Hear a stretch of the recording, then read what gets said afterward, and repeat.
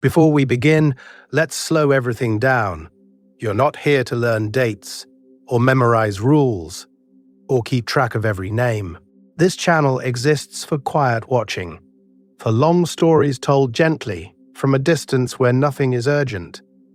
We walk through strange worlds and broken timelines, the way Prismo watches them from the center of time, calmly, patiently, letting moments unfold without rushing them.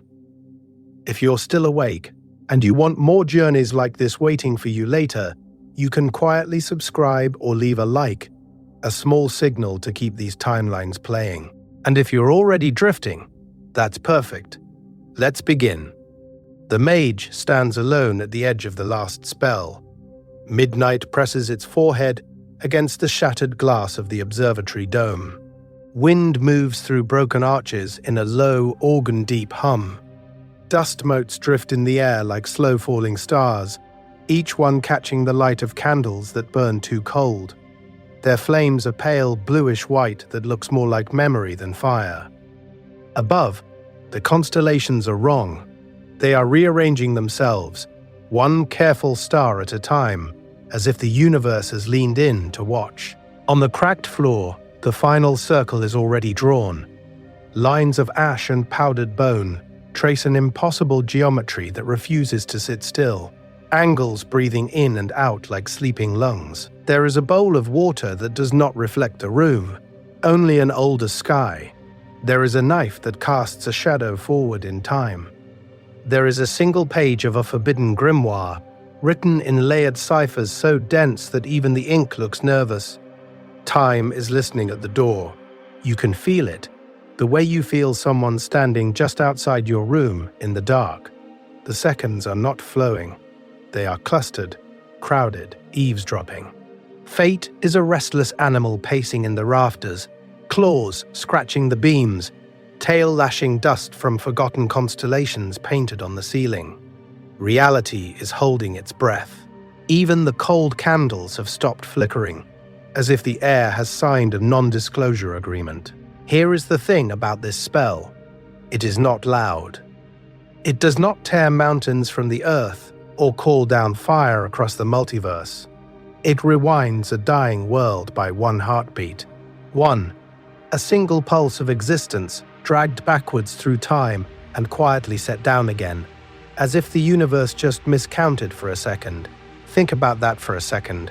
In a universe of infinite timelines, the most dangerous power in the room is a tiny, precise correction. If it works, the city below will live. The collapsing towers will unfall. The poisoned wells will unpoison. The screaming will fold back into lungs that have not yet needed to scream. No one will remember the impact. No one will remember the mage. Because here are the rules. The price of the wish is erasure.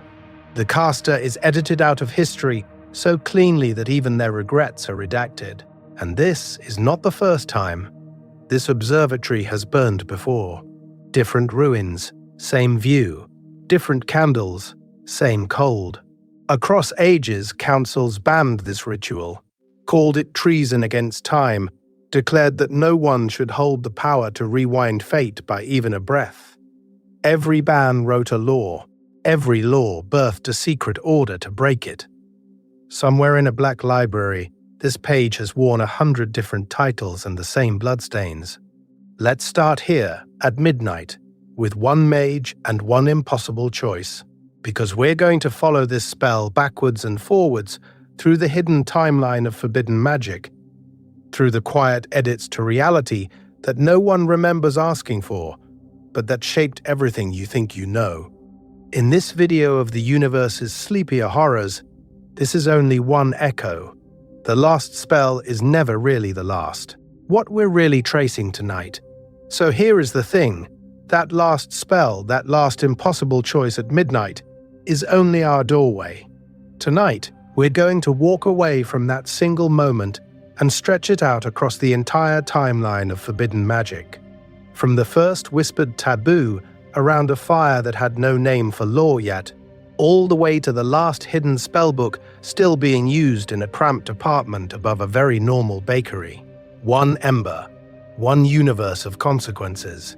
In this video, we're going to move slowly and calmly through that universe. We'll drift back to ancient primordial rituals, when magic was closer to weather than to religion, when people tried to bargain with the dark the way you bargain with a storm. Then we'll watch the rise of sorcerers as a political class, the moment they stop being village weirdos and start being power brokers, and the equally inevitable moment the kings and councils decide that power has to be banned, regulated, or quietly stolen. Think about that for a second. In most myths, magic doesn't become forbidden because it changes. It becomes forbidden because someone else wants the monopoly. From there, we're going to trace the catastrophic spell events, the nights when a single ritual tears a hole in reality wide enough that even ordinary people feel time shudder. Cities that outlaw necromancy in public decrees, while secretly relying on one hidden necromancer to keep the protective dead awake beneath the walls. Empires that ban time magic after one failed experiment unspools an entire dynasty out of the timeline, like a snagged thread. These are the big, loud moments, the ones that leave craters in history. But the heart of this story lives underground.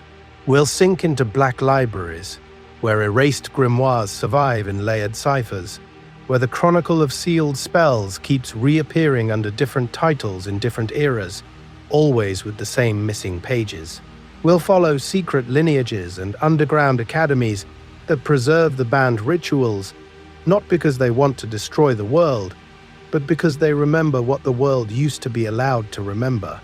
There is fear there, curiosity, control, and a quiet heartbreak that feels almost domestic in scale. Because forbidden magic is not just a power system, it's an emotional biography of a multiverse trying to regulate its own desire.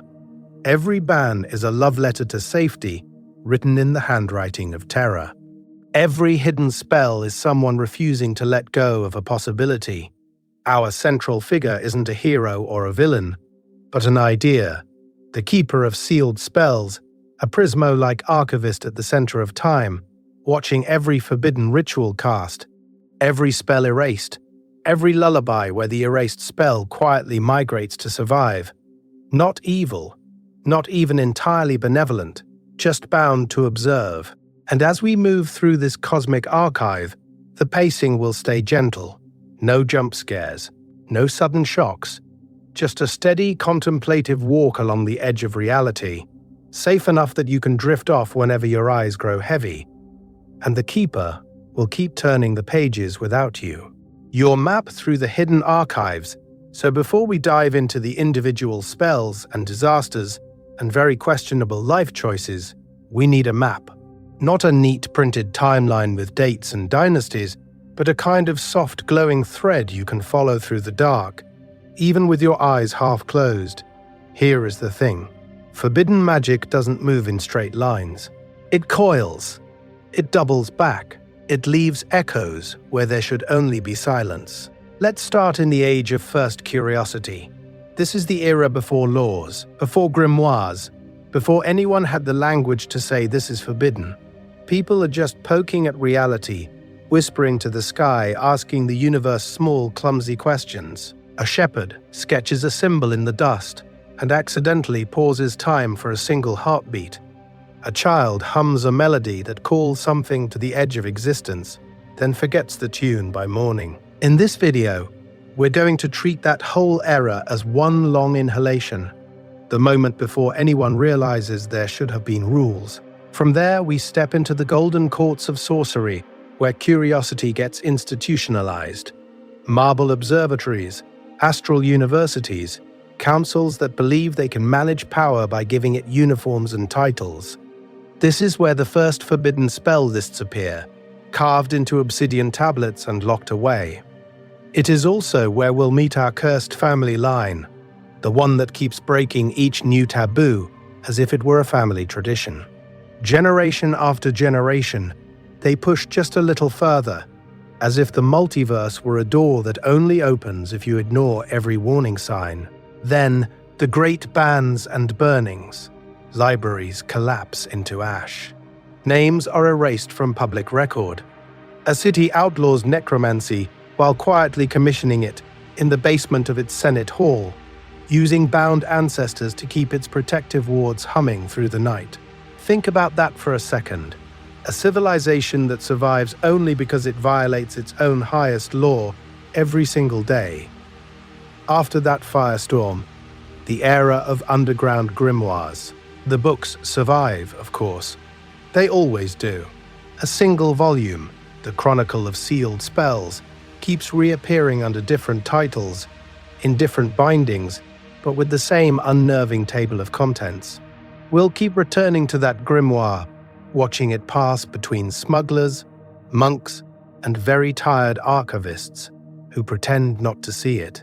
And finally, the quiet modern echoes. No more public pyres, just small, precise edits to the timeline. A wish whispered in a hospital corridor, a ritual hidden in a lullaby. We're going to move through each era in cycles. First the context, then the one forbidden spell that defines that moment, then the immediate consequence, and then those long, almost invisible ripples that bend history 3 centuries later. Along the way, we'll take slow philosophical pauses. What does forbidden actually mean when the universe itself doesn't post any signs? Who gets to decide which desires are illegal?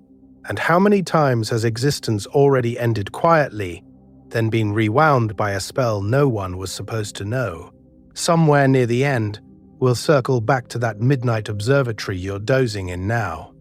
Same telescope, same sky, but by then, you might have a different answer to a simple question. Who is really casting the spell that keeps time turning? And why did they choose you as the one who gets to watch? Get comfortable in the Black Library. So while you're sitting in that midnight observatory, staring up at a sky that might already have been rewritten once or twice, let's start by doing something very unepic. Get comfortable. Adjust your pillows. Tuck the blanket under your feet, like you're anchoring yourself to this particular timeline. If you can, dim the lights, or just let the glow of the screen be the last little star in the room. Here is the thing. Forbidden magic always pretends to be urgent, but real power in any universe is very patient, so you don't have to sit upright like a wizard defending a tower. You can lie back. You can close your eyes and let this play in the background, as if we're walking together through a candlelit archive at the center of time, our footsteps muffled by centuries of dust and bad decisions. Think about that for a second. Entire empires panicking about spells that you are currently listening to in pajamas. In this video, we're going to treat the Black Library like a real place, because on some level it is. You're standing, or more likely slouching, just inside the door. Shelves vanish into the dark. Every book hums with a different branch of the multiverse. And right by the entrance, on a lonely lectern, there's a heavy visitor's ledger, bound in something that is absolutely not legally distinct from Dragonhide. If you want to, you can sign it by liking this video. That's all it takes. One small gesture, one little wish inscribed into the record that you were here when forbidden magic was being quietly explained. Next to it, there's a quieter book, thinner, with blank pages that never run out. That one is for the Order of Quiet Listeners. If you subscribe, you're not just following a channel, you're joining the group that keeps coming back to this archive night after night to walk through long, dreamy timelines of cosmic rules and dangerous desire. No robes required, unless you already own robes, in which case, congratulations, you're ahead of the law. And those comments below? In this library, they're not noise, they're grimoires in progress. If a forbidden spell or a secret order is already forming in your head, a curse that rewinds a single regret, a society that only meets in shared dreams, write it down. Treat your headcanon like an entry in the Chronicle of Sealed Spells. Some of those ideas may quietly migrate into a future deep dive, the way old bands on magic migrated into lullabies and symbols. If you drift off while you're writing, that's fine. There is no test at the end. the timeline will still be here when you return, because forbidden magic is used to people walking away in the middle of its best monologue. You can wake up tomorrow, rewind, and the Black Library will open its doors again like time never passed. So let's close them for a moment. Hear the hinges, feel the candlelight fade behind us, and step backward, further and further, toward the First Age. Before the bans, before the councils, before anything was forbidden at all, when magic was just curiosity, reaching out into a reality that did not yet know the word no. Before anything was forbidden, the age of first curiosity. So let's start in the dark, before there were shelves, before there were rules, before anyone thought to lock a page. The universe is still cooling. Time is more of a gentle slope than a straight line. People don't call it magic yet. They don't call it anything. They just hum. A woman walks up a hill with a basket of stone. Her back hurts, her breath is short, and without thinking, she hums to the rocks. Not a spell, not a ritual, just a low, dragging sound that matches the pull in her muscles. The stones answer by being a little lighter, not weightless, just negotiable. Think about that for a second. Not abracadabra, not a contract with a demon, just a conversation with gravity. Here is the thing. In this age, power is indistinguishable from instinct. A child sings to a row of seeds before sleep, not because an elder taught them a formula, but because the silence feels rude. In the morning, the sprouts are a day ahead of schedule. A hunter, exhausted, presses his forehead to a tree and wishes, in the smallest, laziest way, for the deer to walk closer. The universe shrugs and rearranges a timeline by a few seconds. No one writes it down. No one even blinks. There is no forbidden magic yet. There is only, does it work, and what does it cost? You trade exhaustion for a longer fire. You trade a nosebleed for a clear sky during the harvest. You let a memory go, your grandmother's exact laugh the color of a river at sunset. And in return, reality bends just enough that your child's fever breaks in the night. No cosmic judge, no council, just negotiations with existence itself. And then, very slowly, curiosity sharpens. We're going to watch the first experiments that lean a little too close to the edge. A goat lies dying, lungs rattling like pebbles in a jar, and an old man puts his hand on its chest and asks its breath to slow down, not to stop, to linger. The air obeys, stretching the last exhale across an hour, an afternoon, almost an entire day. The animal does not suffer. It just will not quite leave. By the river, someone whispers the name of a drowned child into the current and asks the water to remember. Days later, the same name surfaces in the babble of a distant stream, as if the river is carrying a story upstream against time. In another village, children discover that if they chase their own shadows at sunset, laughing and spinning until they are dizzy, they can pull the darkness a little longer, smearing dusk into something like a pause button on reality. None of this is secret. That is important. Villages gather to watch the breath slowing, the name remembering, the shadow stretching. Elders fold their arms and frown, but they do not forbid. They argue about cost, not morality. Is one more nosebleed worth another hour with the dying? Is a forgotten song worth a river that knows you're dead? The sky is silent. The stars keep their distance. The multiverse does not yet send a memo. But unease arrives before any written rule.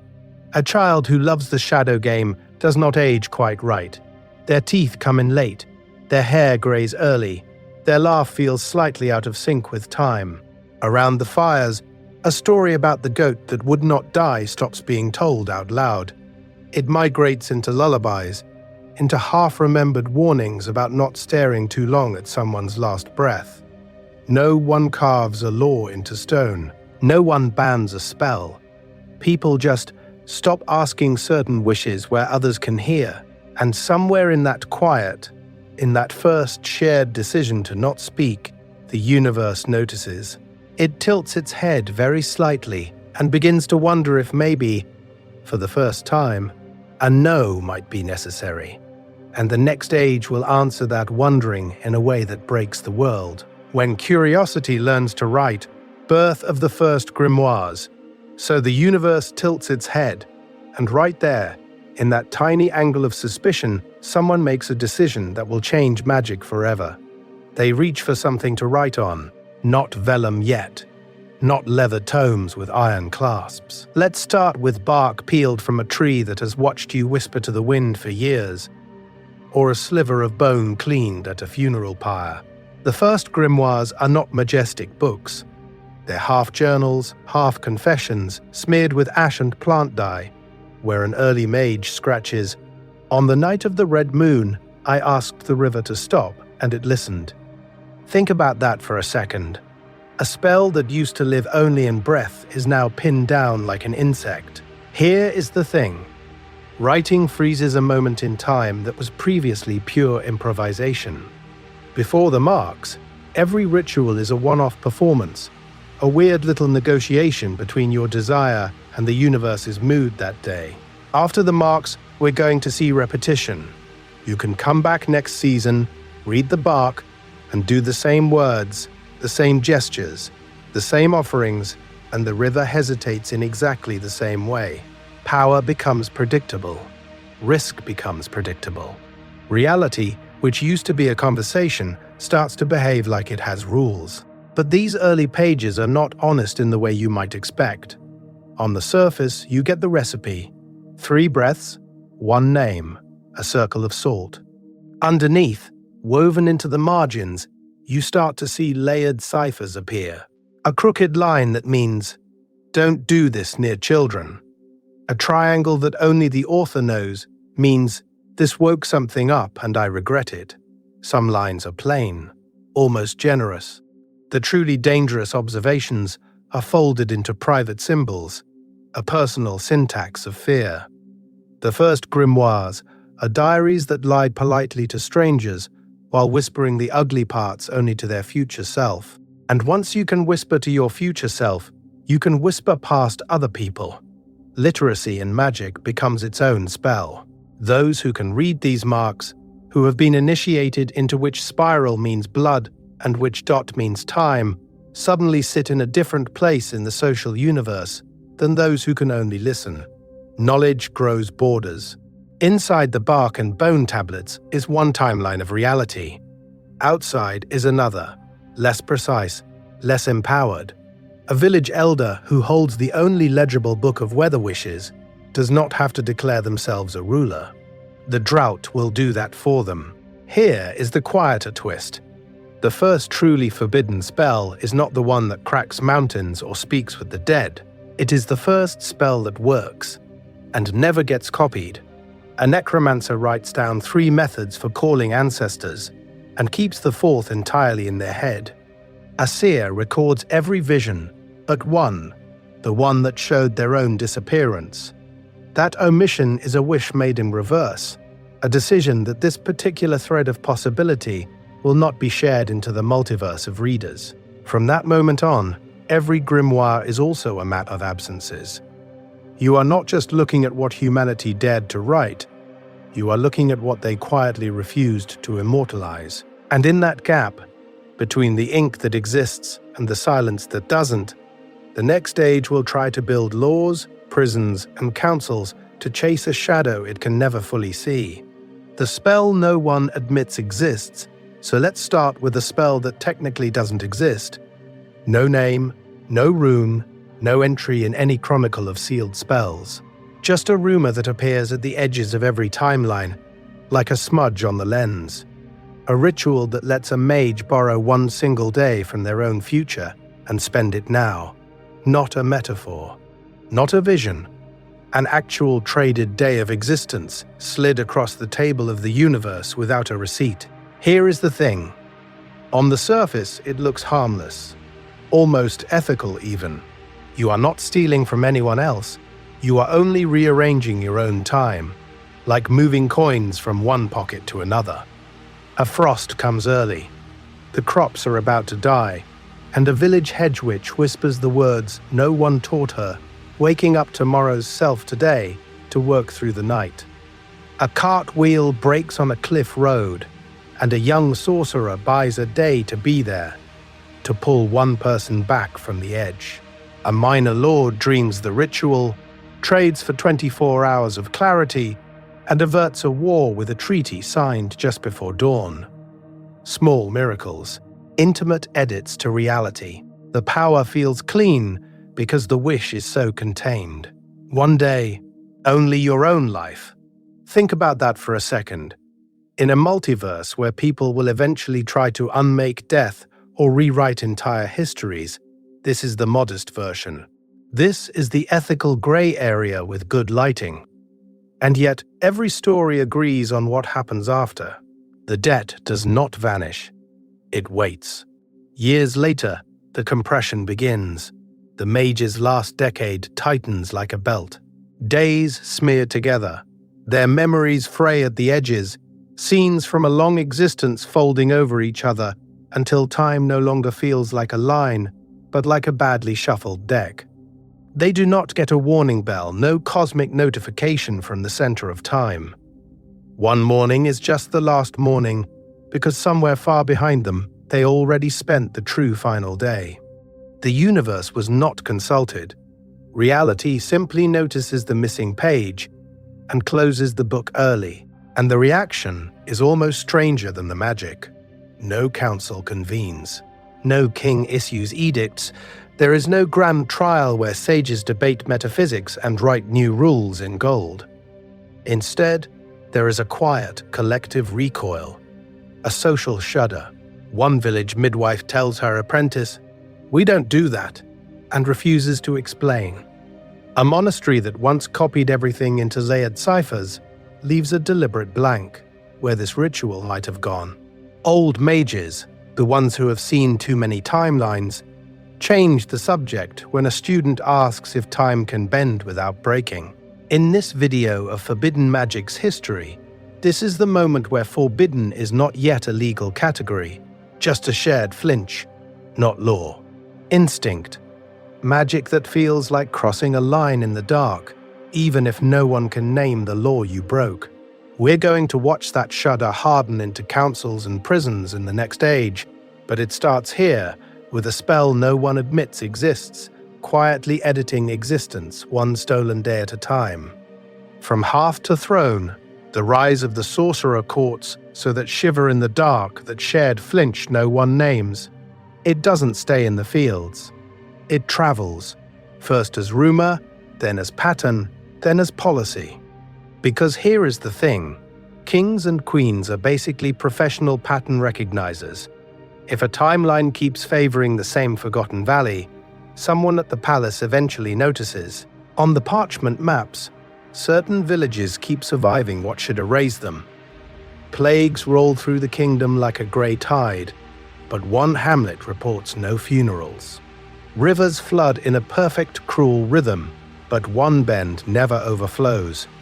Generals lose campaigns everywhere, except where a particular family rides. And if you follow those miracles backward, you keep finding the same quiet anomaly. An old woman who knows the songs no one writes down, a shepherd who talks to the weather, a child who dreams too accurately. Think about that for a second. From the palace, it doesn't look like folklore, it looks like a resource. So the invitations begin. And the abductions. Some practitioners arrive at court in litters, garlanded with honors, their village proud and terrified. Others arrive in chains, at night, through doors that don't appear on the official plans. Either way, they cross the same threshold, and the same reality shift hits them. This is no longer about healing a neighbor or asking the river for mercy. This is about statecraft, about conquest. We're going to watch their curiosity get domesticated. Court scholars rename their charms as applied metaphysics. Observatory towers grow lenses not just to watch the stars, but to measure how a whispered wish bends the wind.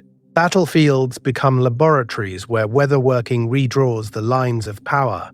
Fog rolled in like a curtain to erase an army. Lightning called down along a general's planned advance. Mud dried into stone beneath one side's feet and not the other. Treaties stop ending in signatures and start ending in sigils, binding oaths into the fabric of existence, so that breaking a promise feels less like lying and more like tearing a page out of the universe. This is the golden age of sorcery, and it glows for the people at the top. Towers full of mirrors angled at the center of time. Libraries where grimoires are written in layered ciphers, so only initiates can touch the dangerous power. A kingdom that officially bans necromancy in public decrees, then quietly uses it to keep ancestral guardians awake beneath its walls. Not evil, not even hypocritical, just bound by rules of desire and fear older than the crown itself. And here, the meaning of forbidden tilts. Out in the villages, magic was taboo because it felt wrong, because it brushed against death or time or the soul. In the palaces, it becomes forbidden for a different reason, because miracles are now a monopoly. If anyone can rewrite fate, the king is just another person with a fancy hat. So bans appear, not on magic in general, but on unauthorized outcomes, decrees against unlicensed rites, councils to register every practitioner, a quiet war against unsupervised wonder. End on one room. Late. A court mage at a polished desk, candles burned down to nervous stubs. In their hands, a peasant's notebook, rough paper, cramped handwriting, a spell that once protected a single field from frost. They copy it into a gilded grimoire, each line translated into the language of power. Except one. One crucial phrase, one crooked note in the old song, left behind on purpose. The palace gets its miracle. The village loses its secret, and only the mage now can perform it perfectly. The first official ban. When a spell scares a king, let's start with a different kind of harvest. Not frost, not rain, but thoughts. In a cramped cellar beneath that same palace, the mage and a handful of co-conspirators sit in a circle, candles guttering low, a bowl of water trembling as if the universe itself is holding its breath. They are not calling fire or bending rivers. They are calling each other. The spell has no grand name at first. It is just a wish wrapped in syllables to never be alone inside your own head again. You bite your thumb, let a drop of blood fall into the bowl, speak a phrase that once meant share bread, and now, twisted by careful accent, means share mind. One by one they drink. And then the world goes quiet in that specifically Adventure Time way, like the sound has been turned down on reality and turned up on existence. Here is the thing. It doesn't feel like lightning. It feels like recognition. A thought rises in you, and you feel three other quiet nods that are not yours. Someone across the city shifts their weight, and your ankle aches in sympathy. A joke half forms and is finished by another voice before you can blink. No sigils, no letters, no intercepted messages. Just a small, invisible council braided through time and sensation. That is what terrifies the throne. Not explosions. Not demons clawing out of the multiverse. A conversation that cannot be overheard. The king's spies, the web of bribed servants and tortured scribes, all of that power collapses in the face of a council that can meet in perfect silence. You cannot intercept what is never written. You cannot break loyalty that has been fused at the level where pain normally lives. Think about that for a second. Torture becomes useless because hurting one body only tightens the grip of all the others. We're going to see this pattern again and again in this timeline. Magic is not forbidden because it is too dangerous to reality. It is forbidden because it is too dangerous to hierarchy. So the decree comes down, ornate and shaking. All mind-binding rituals are outlawed. Any grimoire describing shared sensation, shared thought, shared will must be surrendered to the crown. From this day forward, unauthorized spellcasting that touches the mind is treason, as if a quiet wish between friends were equivalent to stabbing the universe. Publicly, the palace burns the books. Ash rises like a grey new alphabet over the city. Privately, in a room just off the center of time as far as this kingdom understands it, royal magisters work late, dissecting the ritual, sanding off the parts that create equality, and keeping the parts that create surveillance. They rebuild a sanitized version, one-way channels for state security, a council that listens but does not share. The hypocrisy is not subtle. It doesn't have to be. Power assumes you will pretend not to see it, but the original casters do see it, and they do not surrender their spell. Instead, they write it again in a different book, a rough volume bound in plain leather, its words threaded through with ciphers, lullabies, and false recipes. On the surface, it is a peasant's almanac. Underneath, it is the intact ritual, preserved like a coal in winter. This is the birth of the first secret order. No banners, no temples, just a network of minds choosing each other over the crown. They vanish from the official timeline, at least for a while. The king's edict stands, the palace's one-way spell spreads through the army, and history pretends the original council dissolved. But it didn't. It went quiet. It went patient. And centuries later, when that plain leather book surfaces in a city that has forgotten this king's name, someone opens it and realizes the ban never really worked. The universe remembers, and the next forbidden spell will not be nearly so polite. Every ban births a brotherhood. Here is the thing about that leather book. By the time someone opens it, the real damage is already done. Not because a spell gets cast, but because a ban got written. Every prohibition is a blueprint. Every royal decree that says never again is also quietly whispering, "Form a line over here if you disagree." Think about that for a second. Let's start with the pattern, because it repeats with almost comic reliability. A ruler outlaws necromancy after a war of revenants. Overnight, gravediggers and widows and archivists begin meeting in candlelit cellars, not to raise armies, but to keep names from vanishing. A council criminalizes time weaving. After one disastrous loop fractures a timeline, clockmakers, astronomers, and insomniacs start passing around a folded calendar that includes all the erased days, written in ink that only appears at midnight. The law says this branch of reality is closed. Reality shrugs and opens a side door. These underground circles don't announce themselves as cosmic rebels. They register as choir groups, burial guilds, night shift study clubs. Necromancers become the secret memory keepers of a city, quietly ensuring that no ancestor is lost to the official archive's edits. Time weavers maintain a hidden ledger of days that technically never happened, so that promises made in those lost hours still have witnesses. And curse breakers, who are supposed to disappear with the curses they studied, end up memorizing entire grimoires of maledictions so they can unmake them on contact. To heal a wish, they have to know exactly how it was worded. We're going to see this again and again. Once you push magic underground, it doesn't get weaker, it just gets weirder. These groups grow symbols the way coral grows reefs. A black thread stitched through a white cuff means, "I remember the dead." A certain way of tapping 3 times on a table, then twice, then once, marks you as someone who knows the erased dates.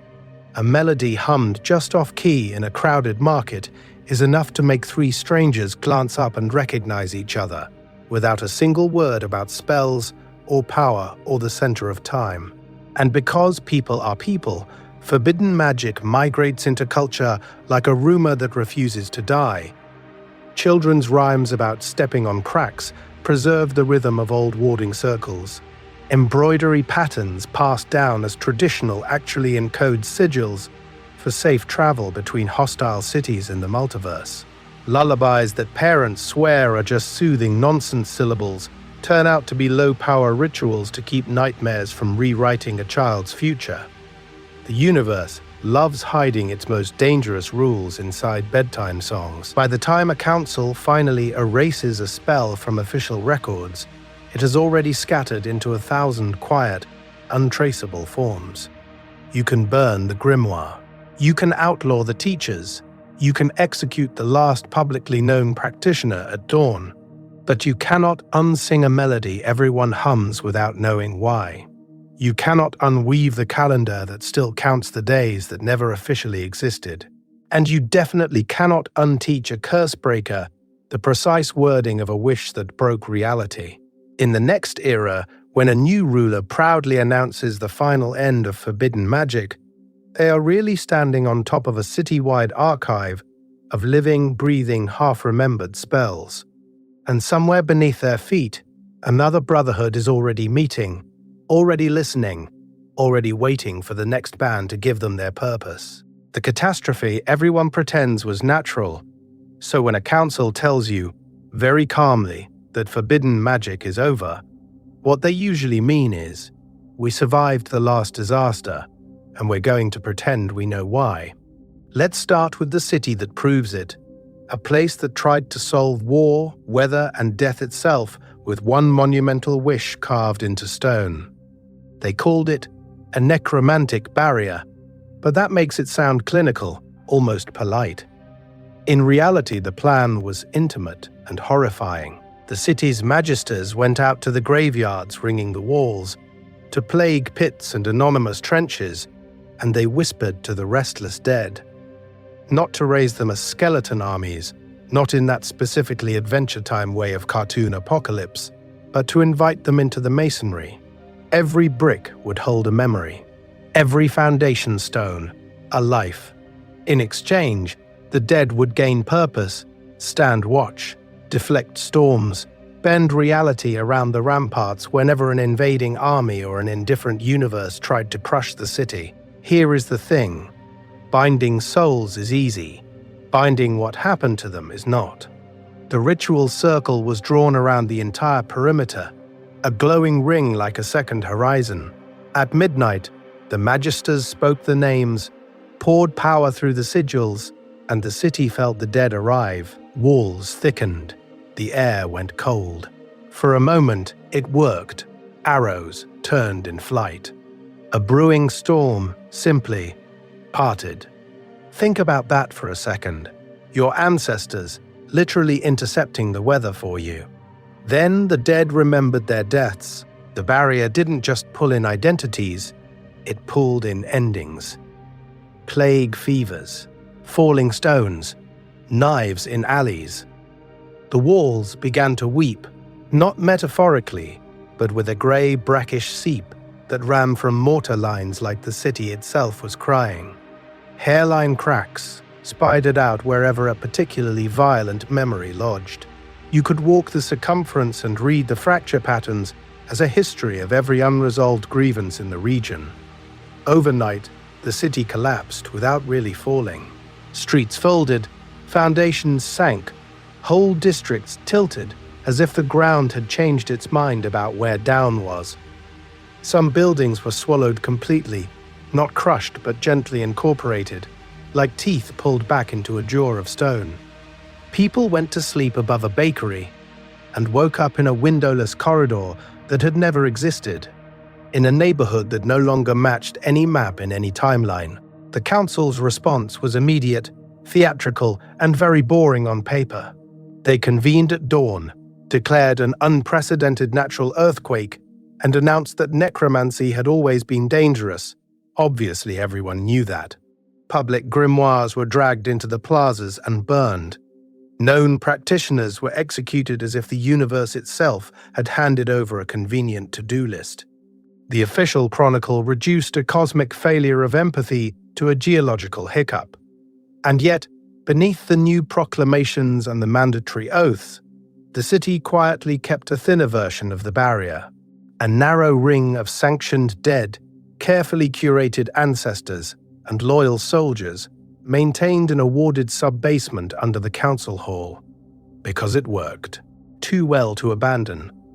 They trimmed the ritual, added rules, renamed it Ancestral Fortification, and pretended it was different. It wasn't. It was just smaller, meaner, more deniable. Somewhere, in a locked vault, the original sigils are still etched into stone, humming at the center of time for that city alone. And in the next era, when you hear about a perfectly ordinary storm that somehow stops at the walls, you'll know what you're really listening to. A compromise with the dead that never actually ended. The Chronicle of Sealed Spells, a book that won't stay burned. And somewhere just down the corridor from that humming vault, there is always a shelf that shouldn't exist, holding a book that shouldn't be there. The spine never matches the catalogue. The dust on it is always wrong. You pull it out, and whatever era you're in, whatever language you dream in, you are holding the same object, the Chronicle of Sealed Spells. Let's start with how it cheats reality. On the surface, it's mundane. A ledger in cracked black leather, a municipal handbook bound in cheap cloth, a discreet folio stamped with some committee's seal, the King's Black Ledger, the Librarian's Apocrypha, the Manual of Civic Protections, titles that sound like they're about tax codes, or zoning, or which fountain you're allowed to throw a coin in. Harmless, bureaucratic, boring on purpose. But you open it, and the structure is always the same. Columns of entries, each one a spell that has been formally, publicly forbidden. A name, a brief description, the date of prohibition, the authority that banned it, and, this is where it gets sharp, the reason. Not in poetry, in policy language, destabilizes civic continuity. Unacceptable soul retention risk. Incompatible with the continued existence of a unified timeline. Think about that for a second. You are reading a city council trying to explain, in minutes and margins, why no one is allowed to rewind the dead anymore. Here is the thing. The Chronicle never invents anything. It doesn't teach you new power. It doesn't whisper secret rituals from beyond the multiverse. It only catalogues what the universe has already tried, regretted, and then tried very hard to forget. No new spells ever appear, only new bans, only new regrets. And because people are people, every keeper leaves fingerprints. A royal scribe in the Age of Bronze adds a tiny note beside third refusal of the river, arguing that maybe drowning an entire invading army in their own blood should not have been classified as defensive infrastructure. A tired archivist in a fluorescent-lit basement under a modern capital writes, in pencil next to a prohibition on temporal duplication, ban clearly political, committee chair's brother implicated. Over centuries, the margins bloom into a second book. Warnings, corrections, philosophical side quests about whether a wish to undo grief is immoral or just inconvenient to those in power. We're going to see the same diagrams recur too. A spiral of time looping back on itself, labeled differently in each language, but always meaning the same. Do not cross this line. A human silhouette with threads running out of the chest into a black sun. A city wall with the storm stopping exactly at the bricks. In that specifically Adventure Time way, the universe keeps doodling the same cosmic joke in the corners. And then there is the part that keeps archivists awake. The Chronicle updates itself, quietly. When a spell is not just banned, but truly forgotten, no practitioners, no whispered lullabies, no half-remembered symbols carved into rings, the entry does not explode, does not burn, does not scream. It simply fades. The ink thins, the letters go first, then the lines, until there is a small deliberate blank where a prohibition used to be, like a missing tooth in the jaw of reality. You can flip back through centuries and see these absences, these precise little silences, and you realize the book is not just recording bans. It is tracking extinction. It is watching the wish to erase a spell finally come true. And somewhere near the end, one of those blanks is still wet around the edges, as if whatever vanished from that page hasn't quite finished leaving the universe yet. How to read a book that's trying not to be read, and if a blank can still be wet, If an absence can still be drying, then you realize the Chronicle is not just hiding knowledge, it is actively editing reality in real time. The erasures are still working. Here is the thing about forbidden books. The dangerous part is almost never the part you can read. The visible ink is bait, training wheels, a polite layer of reality laid over something the universe would prefer you not to pronounce out loud. So grimoires grow in layers.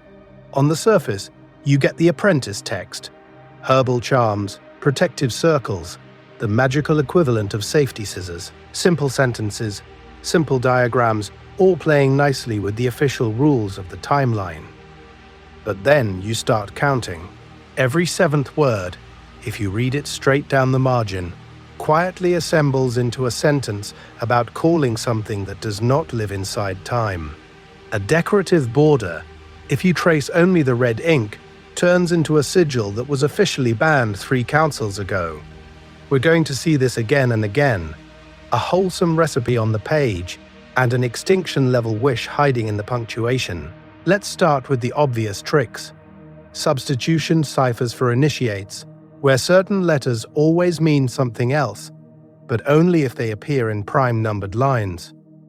A diagram of planetary orbits that looks like astronomy, until you realize the distances are wrong on purpose, and if you rotate the page under moonlight, the mistakes align into a door. Ink that reads as one spell when cold, and an entirely different command when warmed by your breath, as if the book is waiting to see if you are alive enough to risk knowing what it really says.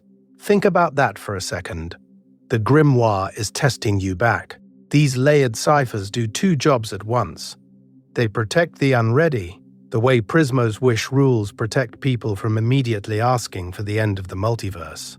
And they create an in-group, a quiet caste system of readers who can look at the same page and inhabit completely different realities. The apprentice sees a charm for better sleep. The initiate sees a method for stepping sideways into a neighboring universe. The master sees the footnote that explains how to come back. And the Chronicle takes this to the center of time. Its most important entries are not the ones written in shimmering ink, but the ones that have been meticulously erased, leaving only the ghost of indentation on the page, faint valleys where letters used to bend existence. The margins around those scars are crowded with perfectly innocent events, as if history is whistling and looking away. You could, in theory, reconstruct them, press ash into the grooves, angle the page to catch the light, cross-reference the gaps with the dates when entire cities quietly fell off the map.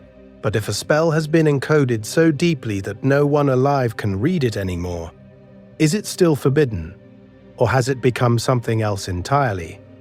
A sealed wish, pure potential, waiting for the one reader reckless enough to remember how to see. Somewhere in the next section, the Chronicle will answer that for you, not with words, but with what happens when one of those erased lines tries to write itself back in. Forbidden by whom? Power, gatekeeping, and fear. So when one of those erased lines finally claws its way back into the margin, you have to ask a quieter question than what does it do? You have to ask, who decided it shouldn't exist in the first place? Let's start with the word forbidden. It sounds cosmic, like the universe itself raised a hand and said, no further. Magic that breaks reality. The spell that unthreads time. The ritual that pulls a soul out of the multiverse's recycling bin. The wish that rewinds an entire timeline so yesterday never happened. That feels like it should be banned by the laws of existence, like gravity filing a complaint. But here is the thing. Most of what gets called forbidden magic in the Chronicle isn't banned by reality. It's banned by people. Think about that for a second. The same curse that tears open the boundary between life and death in one era is just Tuesday in another. In the early golden age of sorcery, necromancy is public infrastructure. A city keeps its protective barrier running by politely asking its honored dead to hold the line. Centuries later, a new regime takes power, outlaws those rites as abominations, and then quietly keeps one necromancer in the palace basement because the walls still have to hum. The spell didn't change. The hierarchy did. We're going to see this pattern over and over in the Chronicle. Every time there is an invasion, a religious reform, a council of frightened kings meeting under torchlight, whole branches of magic vanish on paper. Time manipulation rituals disappear the year a warlord loses his heir in a battle he started. Soul-binding contracts are condemned the moment a priesthood realizes peasants can bargain with the same spirits they claim exclusive rights to. The bans arrive right when someone needs to centralize power, to be the only one allowed to cause miracles on purpose. Because that is what forbidden often means. Not, this breaks reality, but this breaks my monopoly. Rulers want a universe where the center of time is their throne room, where only their signatures can move armies, resurrect traitors, or erase a prophecy. Unpredictability terrifies them. A hedge witch with a half-remembered fate rewinding charm is more dangerous to an emperor than a dragon politely paying taxes. So, is the magic truly dangerous, or does it become dangerous the moment the wrong person can use it without permission? The Chronicle never answers that cleanly. It just shows you grimoires written in layered ciphers, so only initiates can read the worst pages. Lullabies that hide banned sigils in their rhythms, peasant tattoos that are actually diagrams of outlawed wards. The fear isn't only of fireballs, it's of any wish that lets someone rewrite who gets to decide what happens next. Here is the pattern interrupt. Imagine you are in charge. Not in a dream, not in that specifically Adventure Time way where power comes with beanbags and cosmic pickles, but actually holding the laws that shape your world. What kind of magic do you forbid first? Time travel that could undo your victories, memory charms that could reveal your lies, resurrection that makes punishment feel less permanent. And when you choose, does that choice say more about the spell or about you? The Chronicle doesn't judge you for the answer. It just quietly turns the page into an era where one ruler answered wrong, and the magic they tried to bury refused to stay dead. The family that keeps crossing the line, the Chronicle turns the page, and instead of a war or a council or a cataclysm, it shows you a kitchen, a wooden table, a woman with tired hands, and a bowl of crushed herbs leaning over a boy who is already half a ghost. Forbidden magic doesn't always arrive with trumpets. Sometimes it begins with a whisper and a stopwatch made of prayers. Let's start with her, the first ancestor the Chronicle is willing to name. Officially, she is a healer. Poultices tease the respectable end of reality.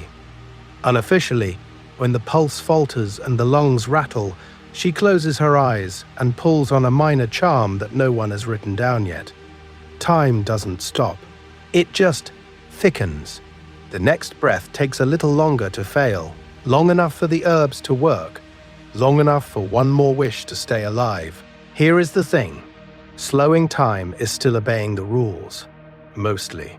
You are not rewriting the universe, you are just leaning on it. But power is a hereditary disease in this family, and curiosity is the vector. Her son learns the charm, then asks the question every forbidden art is built on. What if a pause is not enough? What if, when the knife slips or the fever spikes, you could rewind 3 seconds and try again? So he does, quietly. A spilled lantern unspills. A fatal fall becomes a stumble. A stillborn child cries on the second attempt. And each time, in that specifically Adventure Time way, reality pays in tiny coins you do not see right away. He remembers both outcomes, the burn and the unburn, the death and the survival. He grieves a world that never quite existed. By the 3rd generation, we're going to a place the councils were right to fear. The granddaughter doesn't just rewind, she learns to split. One moment becomes 2 branches, 2 possible timelines, and she stands at a private center of time no one else can access, choosing which version of existence gets to keep going. Think about that for a second. Breakfast or no breakfast is trivial. Marriage or no marriage is not. War or no war is cosmic. The cost accumulates like interest. Some of them age unevenly, joints worn down by years that technically never happened. Some wake up crying over siblings no one else remembers. At reunions, there are jokes they do not share. Funerals only one person has attended.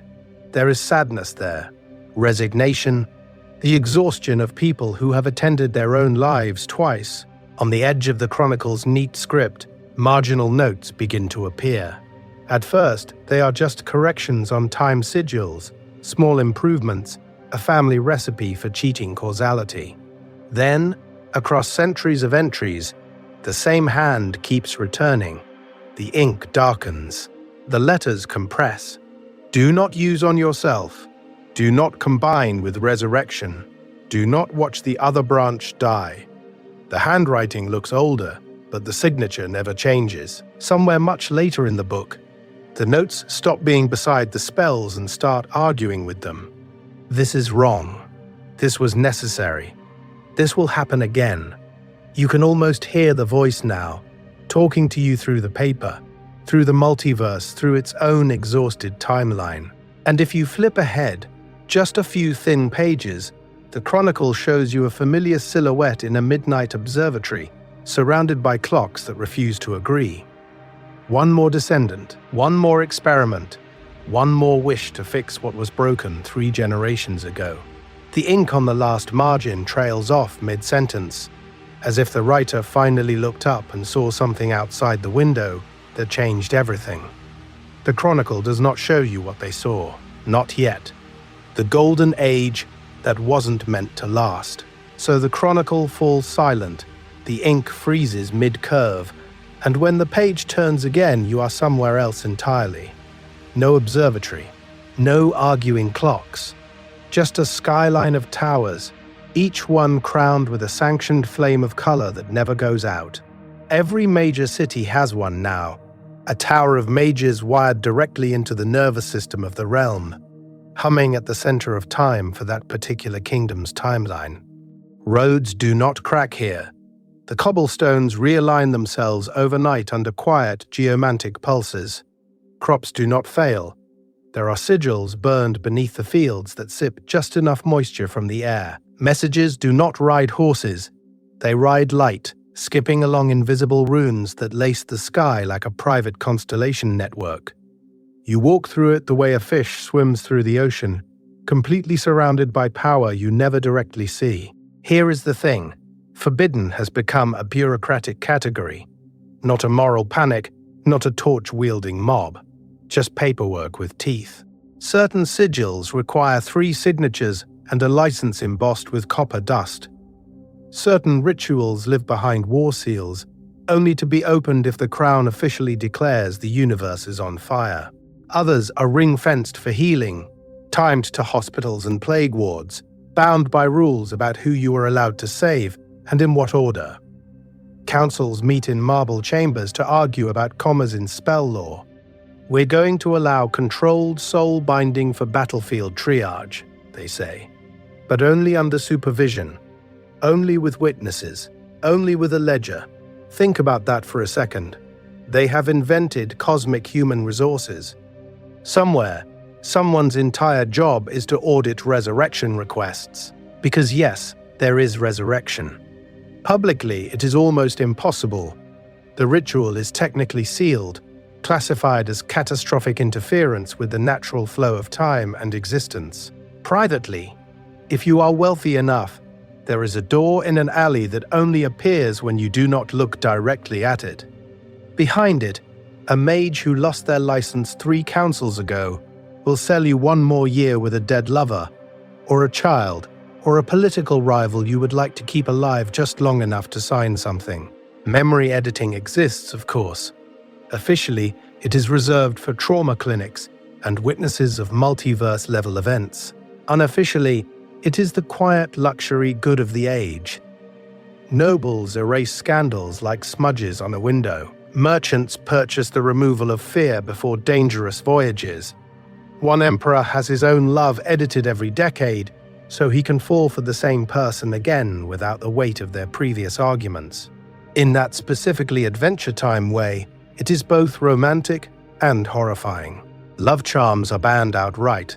They violate consent, they tangle desire, they destabilize the probability flows that wishes ride on, which is exactly why they are everywhere, slipped into perfumes, sewn into jacket linings, hidden in wedding songs as a particular off-key note. Most people never see any of this performed. They live in a reality shaped by spells they are not allowed to watch.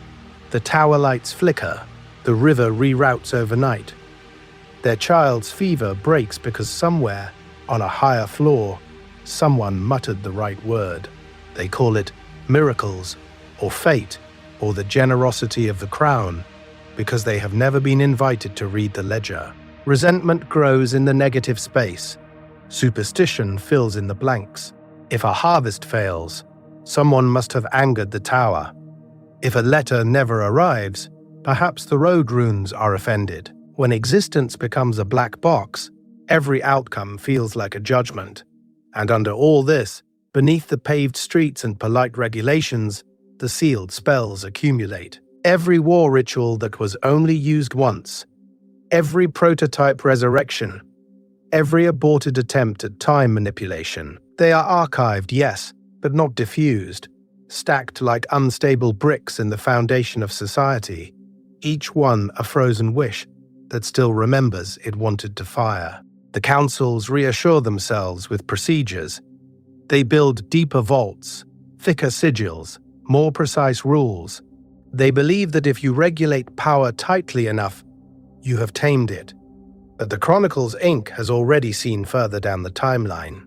It knows that in an ordinary year, during an ordinary audit, someone will misread a line in an old ritual.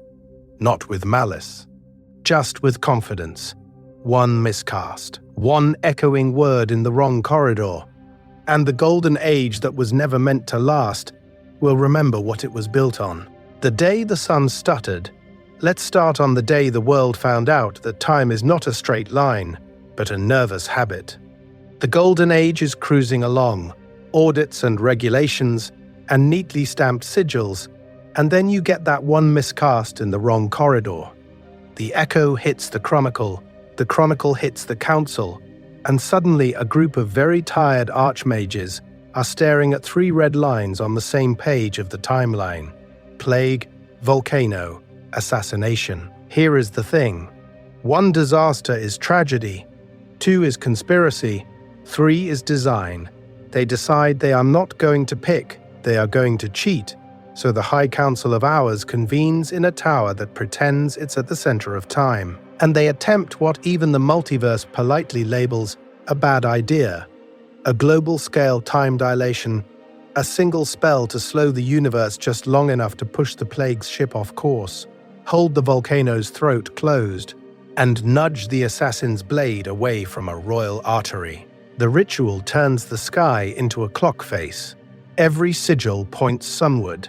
Every wish braided into the spell says the same quiet desire, not yet. When they release it, the world feels a soft lurch, like a carriage wheel hitting a hidden stone. The sun pauses. Not metaphorically. It just stalls, a bright coin snagged in the fabric of existence, and then jumps backwards, a fraction of its own arc. Shadows double. One set leans east, one west, overlapping like bad printing. Sound does it too. A bell rings twice from the same tower, the second echo a few heartbeats behind the first, as if reality is practicing. Think about that for a second. You hear your own laugh, and then you hear the version of you who almost didn't laugh. For most people, those minutes are a blur they never question. A hiccup. A story about a celestial anomaly they'll mention years later, when the sky does something boring like a normal eclipse. But some remember. They relive the same 3 minutes with slight differences. The cup that fell now doesn't. The argument that escalated now fizzles into a shrug. The child who stepped into the road now stays on the curb. A few remember both versions, layered like translucent pages. Others only remember the second, with a phantom nostalgia for a bruise they never got. And then there are the unstuck. Not many, just enough to be statistically inconvenient. A baker who keeps reaching for loaves that already sold in a neighboring micro-branch of reality. A guard who swears he watched the king die and cannot stop mourning a corpse that never existed in this timeline. They slip between tiny branches the dilation created, not full alternate universes, just hairline fractures where choice and chance disagree. The council panics quietly. Publicly, they issue decrees about an unprecedented solar fluctuation, a once-in-a-millennium atmospheric refraction, very technical, very comforting. Privately, they burn their own notes. Towers that studied temporal geometry are repurposed. Grimoires with hourglass sigils are seized under the new rules and marched into vaults that may as well be tombs. But forbidden magic does not accept retirement. It migrates. The time spells do not vanish. They retreat into the margins of the chronicle, into footnotes that only appear for certain readers, into lullabies that accidentally encode the cadence of the dilation. And most of all, they curl back into the bloodline of the time-bending family you met earlier, the ones whose veins already hum at a slightly different frame rate. You can outlaw a spell.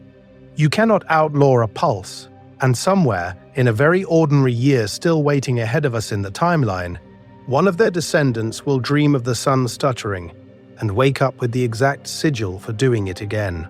In that specifically Adventure Time way, the universe has not solved the problem. It has just hit snooze. Councils of fear. How the great bands were written, so the universe hits snooze, and then the adults in the room wake up. Not metaphorical adults, actual kings with ash still in their hair, archmages whose auras flicker like damaged film, high priests who watched the sun stutter and counted the gaps in their own heartbeats. They converge on a mountain city that never sleeps, summoned to, as the decree phrases it, redefine the boundaries of acceptable magic.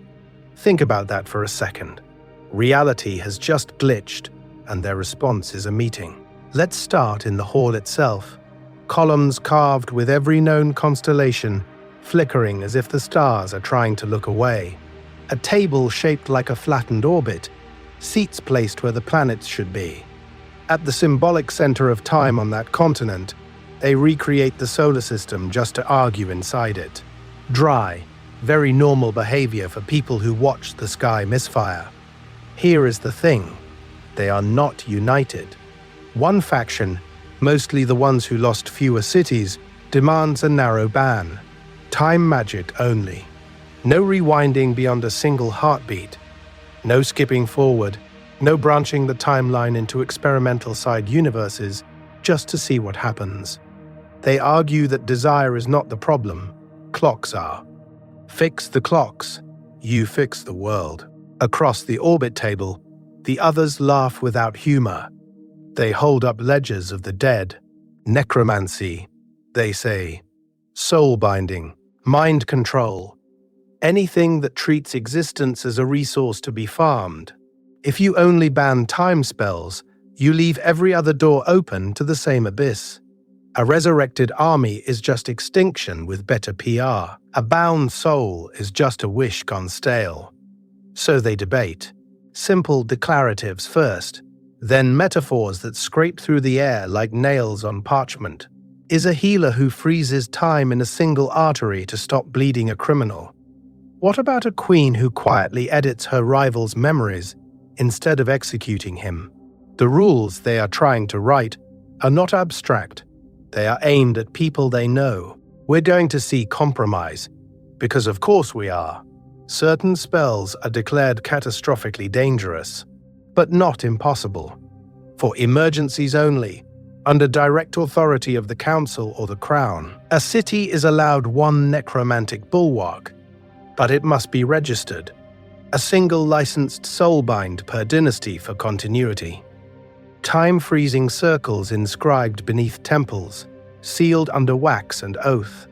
They are banning the matches while quietly installing fire sprinklers. And then the paperwork begins. Law codes etched into obsidian slabs in the palace square. Temple edicts sung at dawn, turning prohibition into liturgy. In a vault beneath that orbit table, they commission a new edition of the Chronicle of Sealed Spells, every forbidden ritual described, diagrammed, indexed, and then locked behind more wards than the royal treasury. Somewhere, an apprentice is already memorizing the table of contents. At the very end of that chronicle, a single scribe hesitates. The entry is simple: time rewinding beyond a single heartbeat. No safe threshold. No emergency clause. His quill hovers over the vellum while the candles burn down and the universe waits. Finally, instead of a diagram, instead of an incantation, he writes one word in the margin: erased. Not forgotten, not forgiven. Just erased.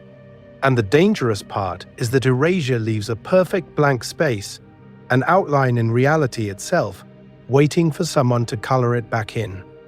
The magic that refuses to stay erased, so the archivist closes the book, writes erased in the margin, and everyone in the council chamber exhales as if the danger is gone. The candles gutter. The universe pretends to move on.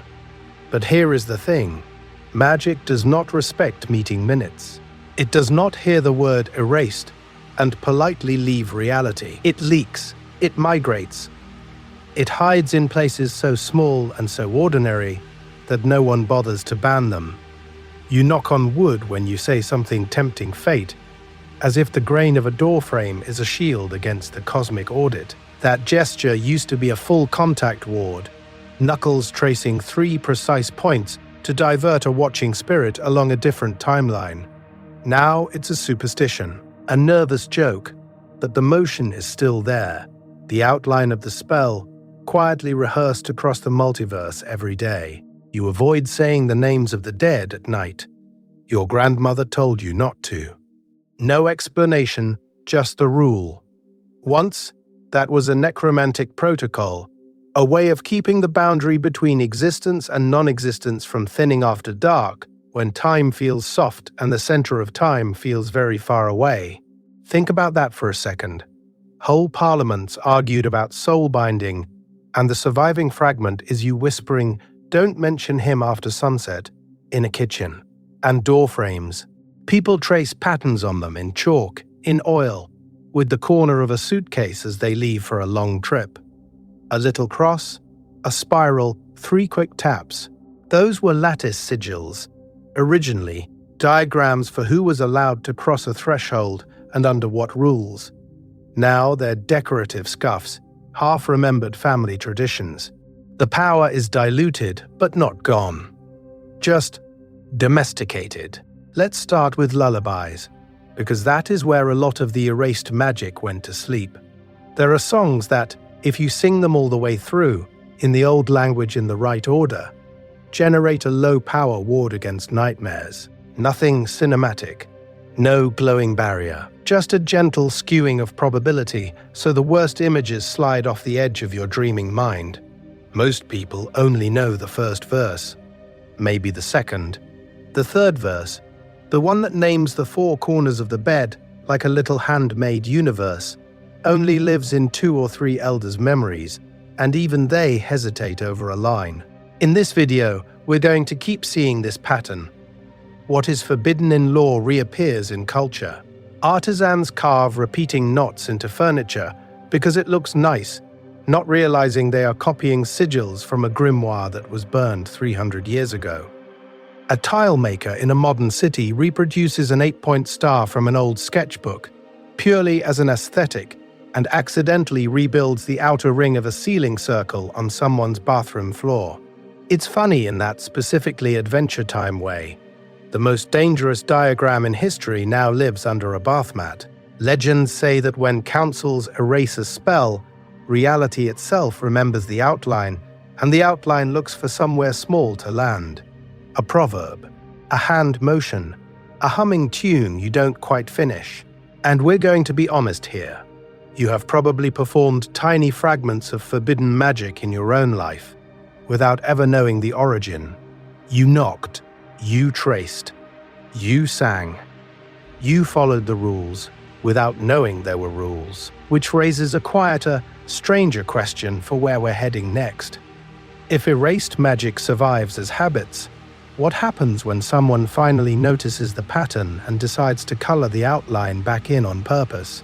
A city guarded by its own dead. So let's start with the lie. On the surface, generations after the original necromantic catastrophe, the city is a miracle of reform. The charnel smoke is gone. The old bone markets have been paved over with polished avenues and incense stalls. Every gate is crowned with gleaming icons, every tower wired with bright humming devices that the priests insist are purely devotional technology, calibrated to the will of heaven rather than to the weight of the dead. Officially, there is no death magic here. Officially, the timeline was cleansed, reset, forgiven. Here is the thing. Reality does not care about press releases.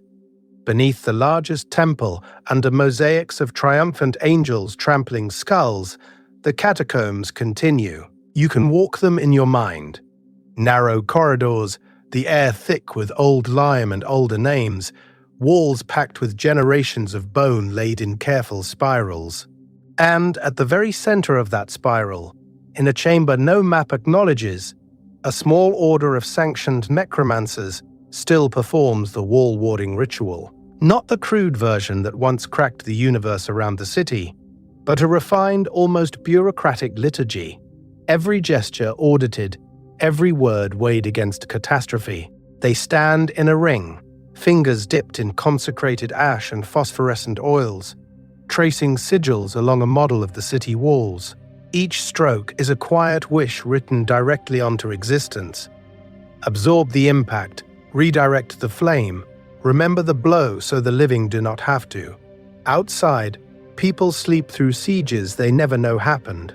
Inside, the dead take the hit. We're going to call this what it is, a political bargain, dressed up as a miracle. The council gets unparalleled protection from invasion, from earthquake, from the kind of slow infrastructural decay that usually eats empires from the inside. The statistics are almost insulting.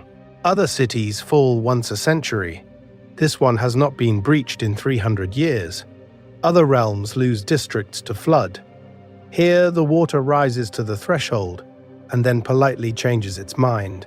And yet, in public, every survival is attributed to divine favor or clever engineering. The necromancers are archivists. The rules say no one is lying, exactly. They are just orbiting the word. Think about that for a second. An entire metropolis built on a technicality. There is an emotional cost to living in a wish you are not allowed to name. The necromancers take vows of anonymity. They inherit ledgers, not titles. They cannot admit what they do, not even to the people they save. Families notice the patterns anyway. A grandparent who never quite decomposed. A wall that feels warm on anniversaries.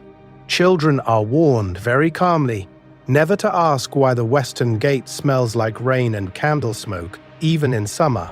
And then there are the ghosts. They are bound into the defenses, woven through stone and circuit in a lattice of patient vigilance. Not tormented, not exactly at peace. They watch over streets they will never walk again, unacknowledged guardians in a city that holds memorials for soldiers and ceremonies for saints, but never once lights a candle for the ones fused into the mortar. There is sadness there, resignation, the exhaustion of being the permanent night shift of the universe.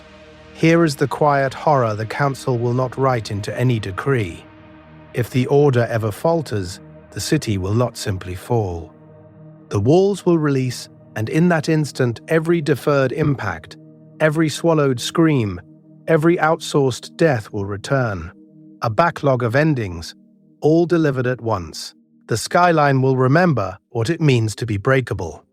And the people below will learn, in a single impossible moment, exactly what they wished not to know. Somewhere in the archives, there is already a contingency plan for that day. Of course there is. The quiet war over who gets to remember, Of course there is. There is always a contingency plan. Not just for how to stop a spell, but for how to bury the memory that anyone ever tried. Here is the thing. Every ban we've talked about so far is doing two jobs at once. On the surface, it's about power, about what you are allowed to do with reality, with time, with your own fragile existence. But underneath that, running colder and quieter, it's about what you are allowed to remember. A forbidden ritual is dangerous. A forbidden precedent is worse. If people recall that the old empire once rewound a battlefield, or resurrected a city, or edited a king out of the timeline, then the universe of possible futures expands in their heads. And that, to a ruler, is intolerable. So the councils don't just outlaw spells, they outlaw recollection. Public histories are revised. Chronicles lose chapters.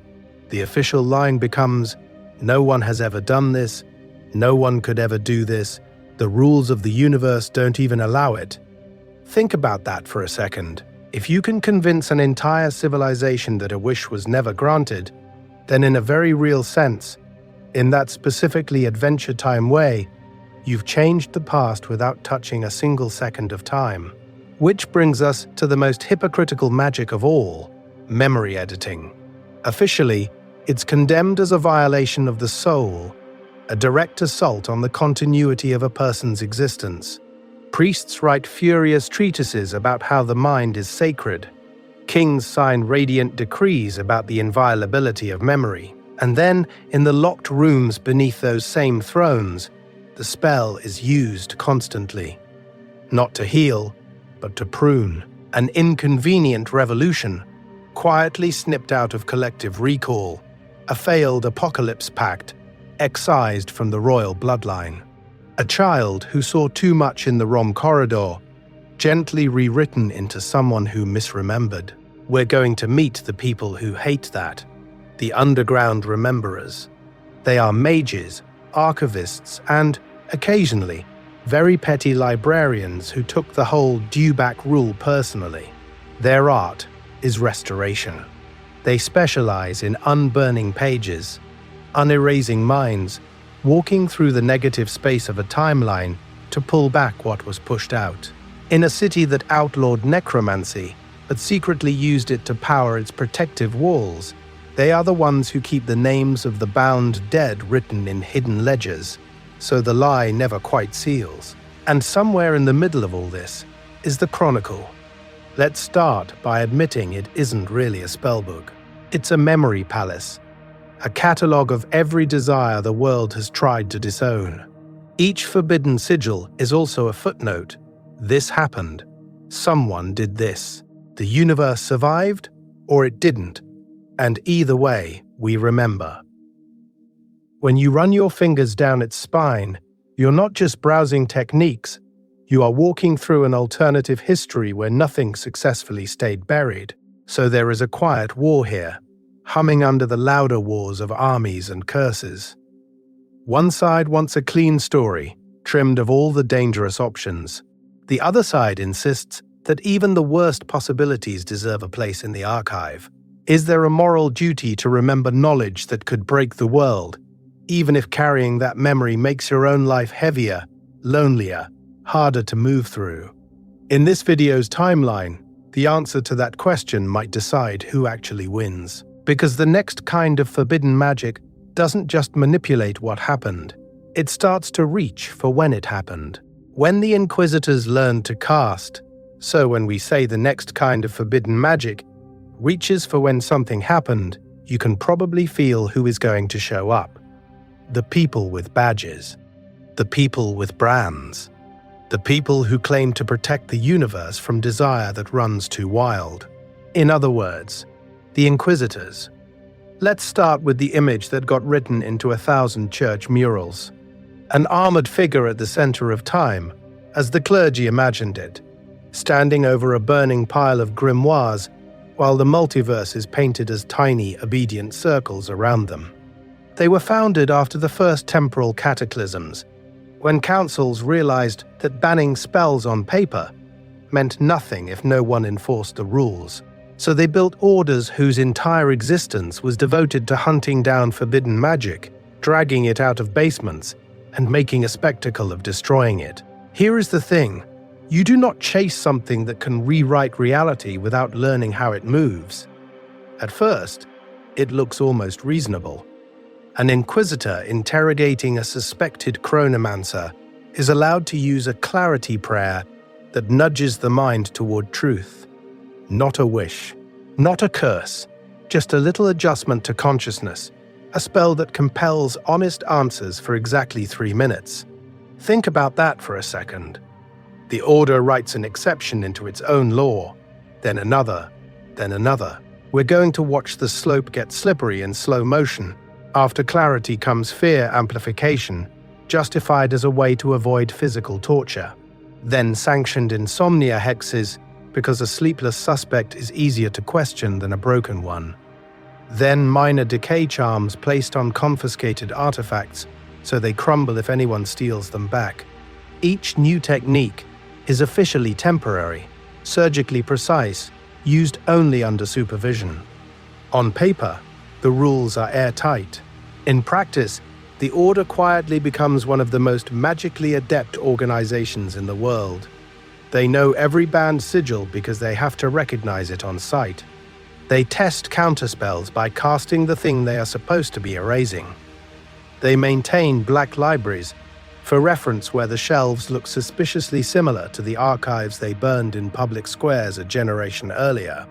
The Hunters of Sorcery evolve into a parallel college of sorcery, just with worse interior design. Inside the cloisters, the split is brutal. Some inquisitors are true believers who feel the power humming under their skin and are horrified by it. People who pray after every mission that the universe will forgive the necessary blasphemy. Others lean into the pragmatism. If time-warping cults are using existential weapons, why shouldn't the defenders pick up the same blade?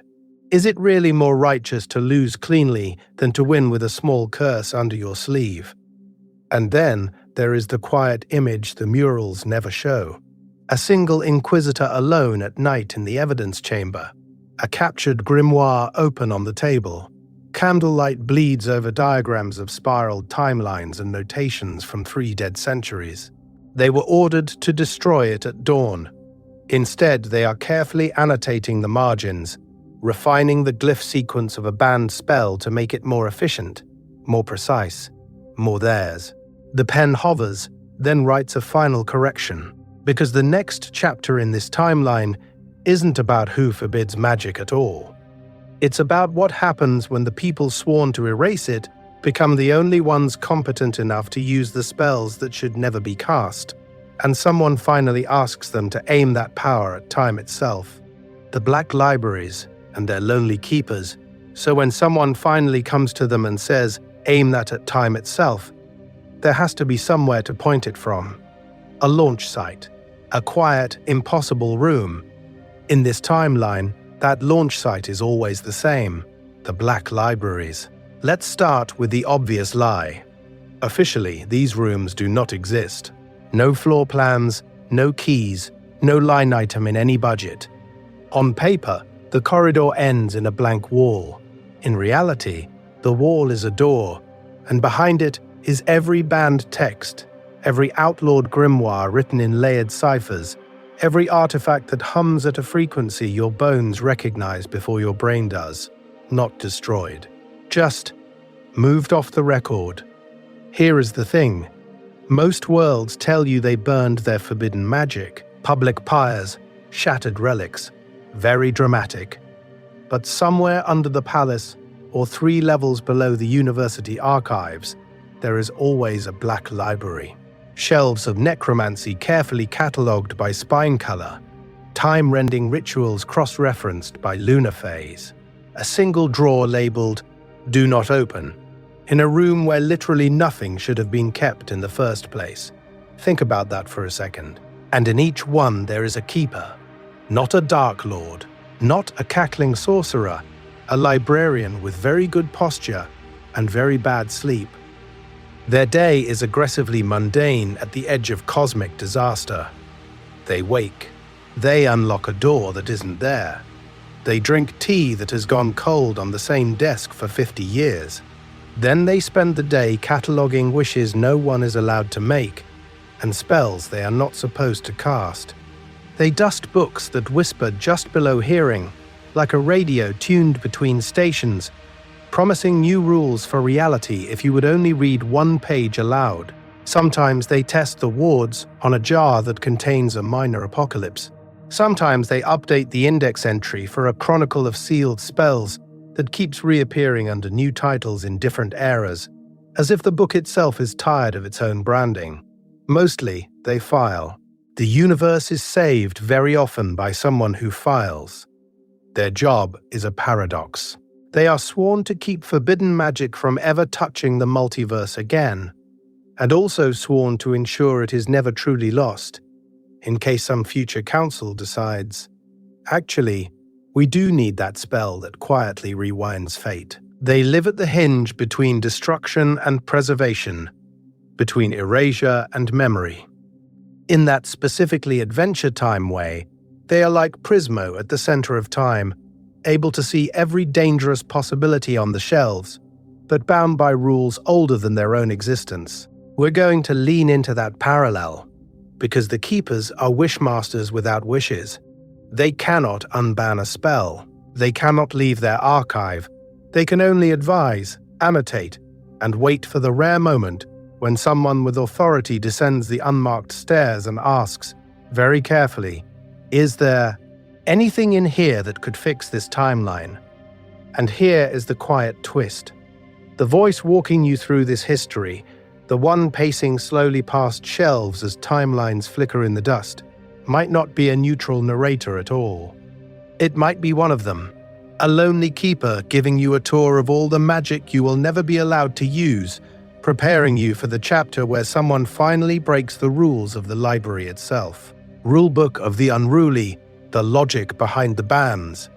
So as that lonely keeper closes the cover on one forbidden volume, you start to notice something unsettling. The bans themselves have a pattern. They are not random superstitions or overreactions. They are a rulebook written in negative space, in all the magic you are told you cannot touch. Let's start with the obvious triad, because it keeps showing up like a cosmic warning label across every era of this universe. Anything that tampers with time, anything that rearranges death, anything that overrides free will. Those three sit at the center of time like bright red buttons behind glass. You can burn a city with elemental power and earn a fine, maybe exile. You rewind one afternoon, you resurrect one-month-old corpse with opinions, you edit one person's desire without consent, and suddenly entire councils convene to erase the spell from reality. Here is the thing. The severity of a ban almost never matches the visible destruction. A volcano curse that melts an army might be technically legal if it requires a volcano, a ritual circle, and 3 consenting archmages.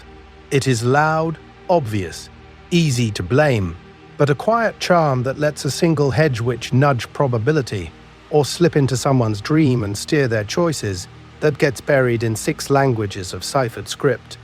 Not because it is more explosive, but because it is harder to control, harder to monopolize, harder for the ruling timeline to keep for itself.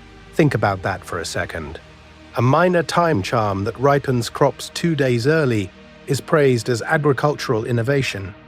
The same spell, extended to delay an enemy's reinforcements by an hour, is condemned as temporal warfare and quietly added to the blacklist. Necromancy that lets you identify bodies after a siege becomes a solemn civic duty.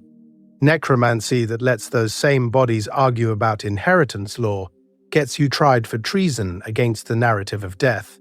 We're going to keep seeing these edge cases. A city that outlaws soul-binding in public, then secretly uses a diluted version to anchor its protective wards. A monastery that bans prophetic dreams, except for one sanctioned oracle whose visions are carefully redacted before anyone else hears them. It is not that the universe dislikes these spells. The universe is indifferent. The bans come from institutions trying to keep their story coherent, and in that specifically Adventure Time way, This all starts to look familiar. Forbidden magic works like a wish, with rules like Prismo taking your sentence and feeding it through cosmic paperwork.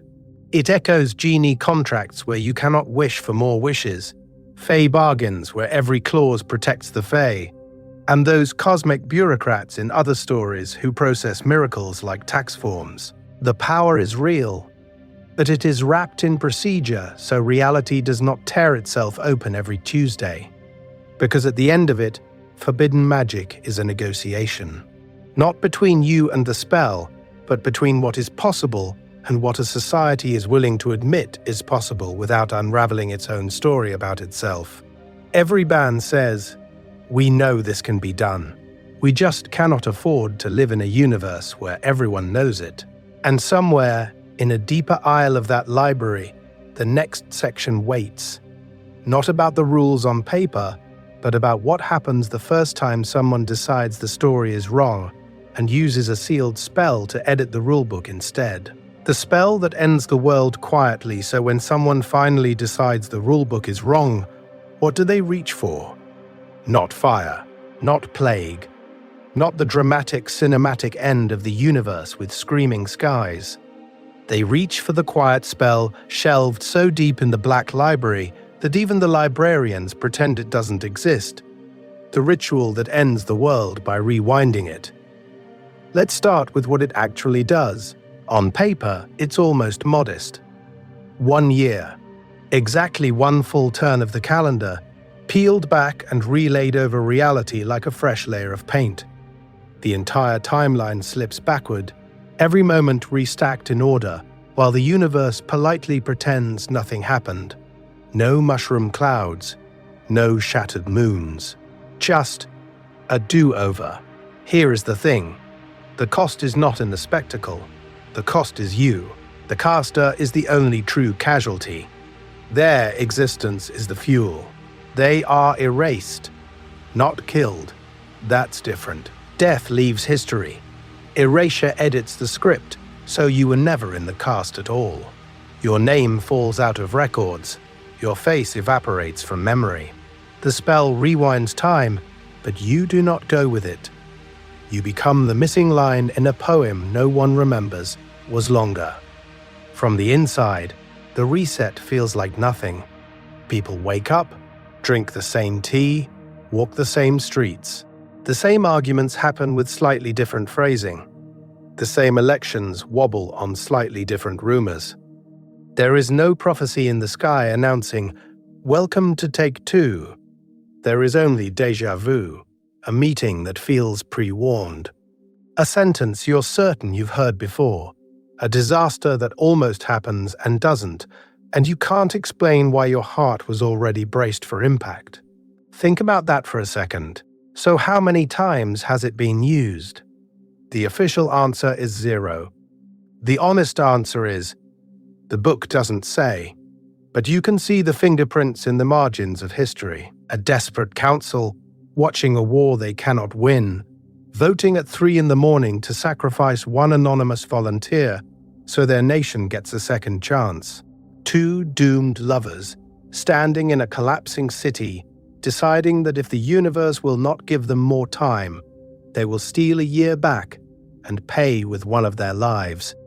A solitary mage, the only one who believes the quiet, creeping catastrophe in the deep multiverse data, deciding to vanish so everyone else can have a timeline where the threat never matures. And we're going to loop this back to the time-bending family you met earlier. Their tiny, personal rewinds, the 3 seconds before the car hits, the 3 days before the argument explodes, are not random tricks. They are echoes, local imitations of this larger world-grade pattern. They live in a house built on a smaller version of the same desire, to edit reality without admitting that power was used at all. Which leaves one last uncomfortable possibility. What if you are already in the second draft? Or the 15th? In this video, we've been walking a neat timeline, but this particular spell laughs at neatness. It means our original history might be sealed in a single forbidden volume, and in one goes to remembers being the person the universe quietly deleted to make this version of you possible.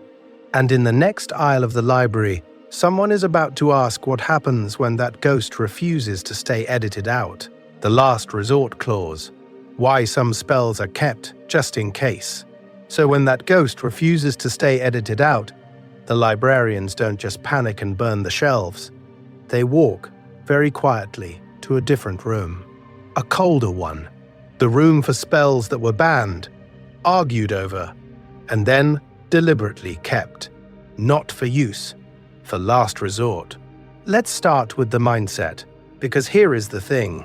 Councils that survive more than one apocalypse attempt develop a very specific paranoia. They have watched reality buckle under wild, unsupervised desire. They have seen what happens when a spell leaks into the open multiverse, with no rules at all. So they decide that destroying knowledge is more dangerous than locking it away. If you erase a ritual completely, you create a blank space in the record, and blank spaces attract curiosity like gravity. Someone will reinvent it, probably worse. So they build what is essentially a cosmic fire extinguisher behind glass. In the Chronicle of Sealed Spells, there's a ritual of mass healing that can purge an entire continent of plague in one night. It will also sterilize the land for a century, turn soil into something that looks like glass and tastes like ash. There's a weatherworking that can halt a world-ending hurricane, or, if misphrased, freeze the equator and start a famine that ripples down every timeline branching from that season. Think about that for a second. The same syllables, the same elegant geometry of power, and the universe either gets a second chance or a slow, quiet extinction. Because of that, the safeguards become almost theatrical.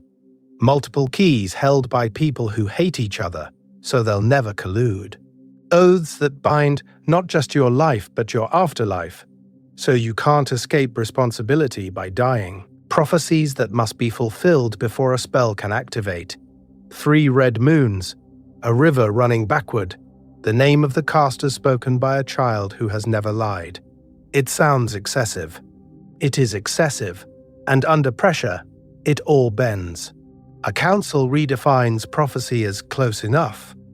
A key holder disappears and is replaced by someone more agreeable. A river is made to run backward on purpose because the rules never said it had to be natural. There is a psychological weight to being one of the few who knows these clauses exist. You walk through ordinary time with the quiet knowledge that if certain doors are opened, you could end your civilization's suffering in a single night, or end your civilization in a slightly different way. You are not powerful. You are adjacent to power. You are the person who remembers where the glass is hanging. And here is the pattern interrupt. In this video, we're going to talk about forbidden magic, like it's distant, fictional, safely shelved, but your own world already plays this game with other kinds of knowledge. Nuclear launch codes, engineered plagues, global weather projects. Would you want to know the exact spell, the exact sequence that could reboot your universe at the cost of something you love? Or would you prefer blissful ignorance, to sleep without that key under your pillow? Because in the next hall of this library, we meet the people who answered that question with yes, and then had to live with what they unleashed. The age of disenchantment, when magic goes underground, they said yes. They opened the door. They unleashed the plagues and the sky engines and the calendar-breaking rituals. And then the universe did what it always does when power gets too loud. It flinched. Here is the thing. After every age of overt miracles, there comes an age of explanation. We're going to walk into that one now. Temples that once housed star-calculating oracles get measured, mapped, and quietly rezoned as observatories. Altars are stripped, polished, and rebranded as lecture halls with good acoustics. The same hill where a Blood King once commanded eclipses now hosts a university that writes papers about pre-rational cosmologies and installs a coffee cart at the center of time, right where the old summoning circle used to be. Publicly, the spell is over. New sciences rise with clean diagrams and confident fonts. Disease is no longer a curse, but a pathogen. Navigation is no longer a prayer, but a calculation. You can watch, almost in real time, as the word miracle gets demoted into metaphor. Think about that for a second. The universe did not become less strange. It just got new vocabulary and better lighting. And yes, some of this disenchantment is real. A pocket watch can now do what a minor chronomancer once charged 3 goats to attempt. Weather balloons replace half the old sky omens. Small, precise machines quietly take over jobs that used to require a week-long rite and a priest who hadn't eaten salt in a decade. The wish for predictability, for repeatable rules, actually comes true in a lot of domains. But there's propaganda layered into the progress. The councils that survived the cataclysms have learned their lesson. If you want to keep people from reaching for forbidden magic again, you don't just ban it, you make it embarrassing. You turn the entire previous timeline into a cautionary meme. Look at these silly ancestors with their candles and their circles, thinking they could bargain with existence. You fund plays where wizards are buffoons. You publish textbooks that mention the sealed plagues as myths reflecting early epidemiological anxiety. You quietly omit the part where one of those engineered plagues is still under your capital. So forbidden magic adapts. It changes costumes. The High Magus becomes a folk healer in a village clinic, just doing old remedies my grandmother taught me, while tracing sigils into the steam of boiling herbs. The Astral Navigator rebrands as a performance artist who, ironically, draws planetary diagrams on rooftops at midnight, in exactly the alignment needed to bend probability for the next election.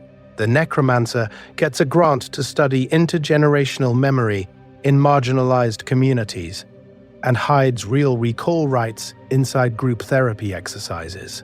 Black libraries go deeper underground, but they never vanish. They become special collections, accessible only with multiple signatures and a polite email. They masquerade as rare book rooms where the catalog is half real and half decoy, or as museum archives with climate-controlled vaults that conveniently happen to be perfect for preserving bound skin and ink that resents the light. A curator gives a tour, gestures at a locked case, and calls it an illuminated legend. The diagram on the spine is actually a working map of a nearby fault line. And then there is you, or someone very much like you, a modern scholar in a cardigan, alone under fluorescent stars, paging through an old grimoire that survived 3 inquisitions by pretending to be boring. You smile at the melodrama of the language. You underline a passage for your thesis on ritual as proto-psychology, and you miss completely that 3 of the diagrams are still in active use, by the barista who makes your coffee, by the tattooist down the street, by the city planner who keeps getting impossible zoning variances approved. In this video's timeline, magic doesn't die. It just learns to pass as coincidence, as culture, as taste. And the next era will be built on that camouflage. Cursed objects in ordinary rooms. So you go home, close the door, and think you've left all of that behind. No councils, no sigils, no diagrams hiding in coffee foam.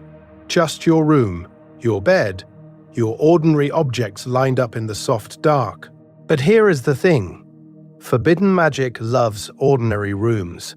It loves the illusion of safety. It hides in whatever you stop paying attention to. Let's start with a mirror, not a gothic dripping with blood mirror. Just the one on your dresser, with a tiny chip in the corner and fingerprints you keep meaning to wipe off. In this universe's quieter timelines, there are mirrors that don't show you now. They show you the last image they reflected in their previous owner's life. A hand reaching for a doorknob that never turned. A train window full of smoke. A hospital ceiling, bright and terribly still. You glance at it every morning, catching only yourself, because the curse follows different rules when you're not looking straight at it. Think about that for a second. An object that remembers more clearly than you do. On the nightstand, a watch. It always runs 5 minutes slow. Always. New batteries, expert repairs, it doesn't matter.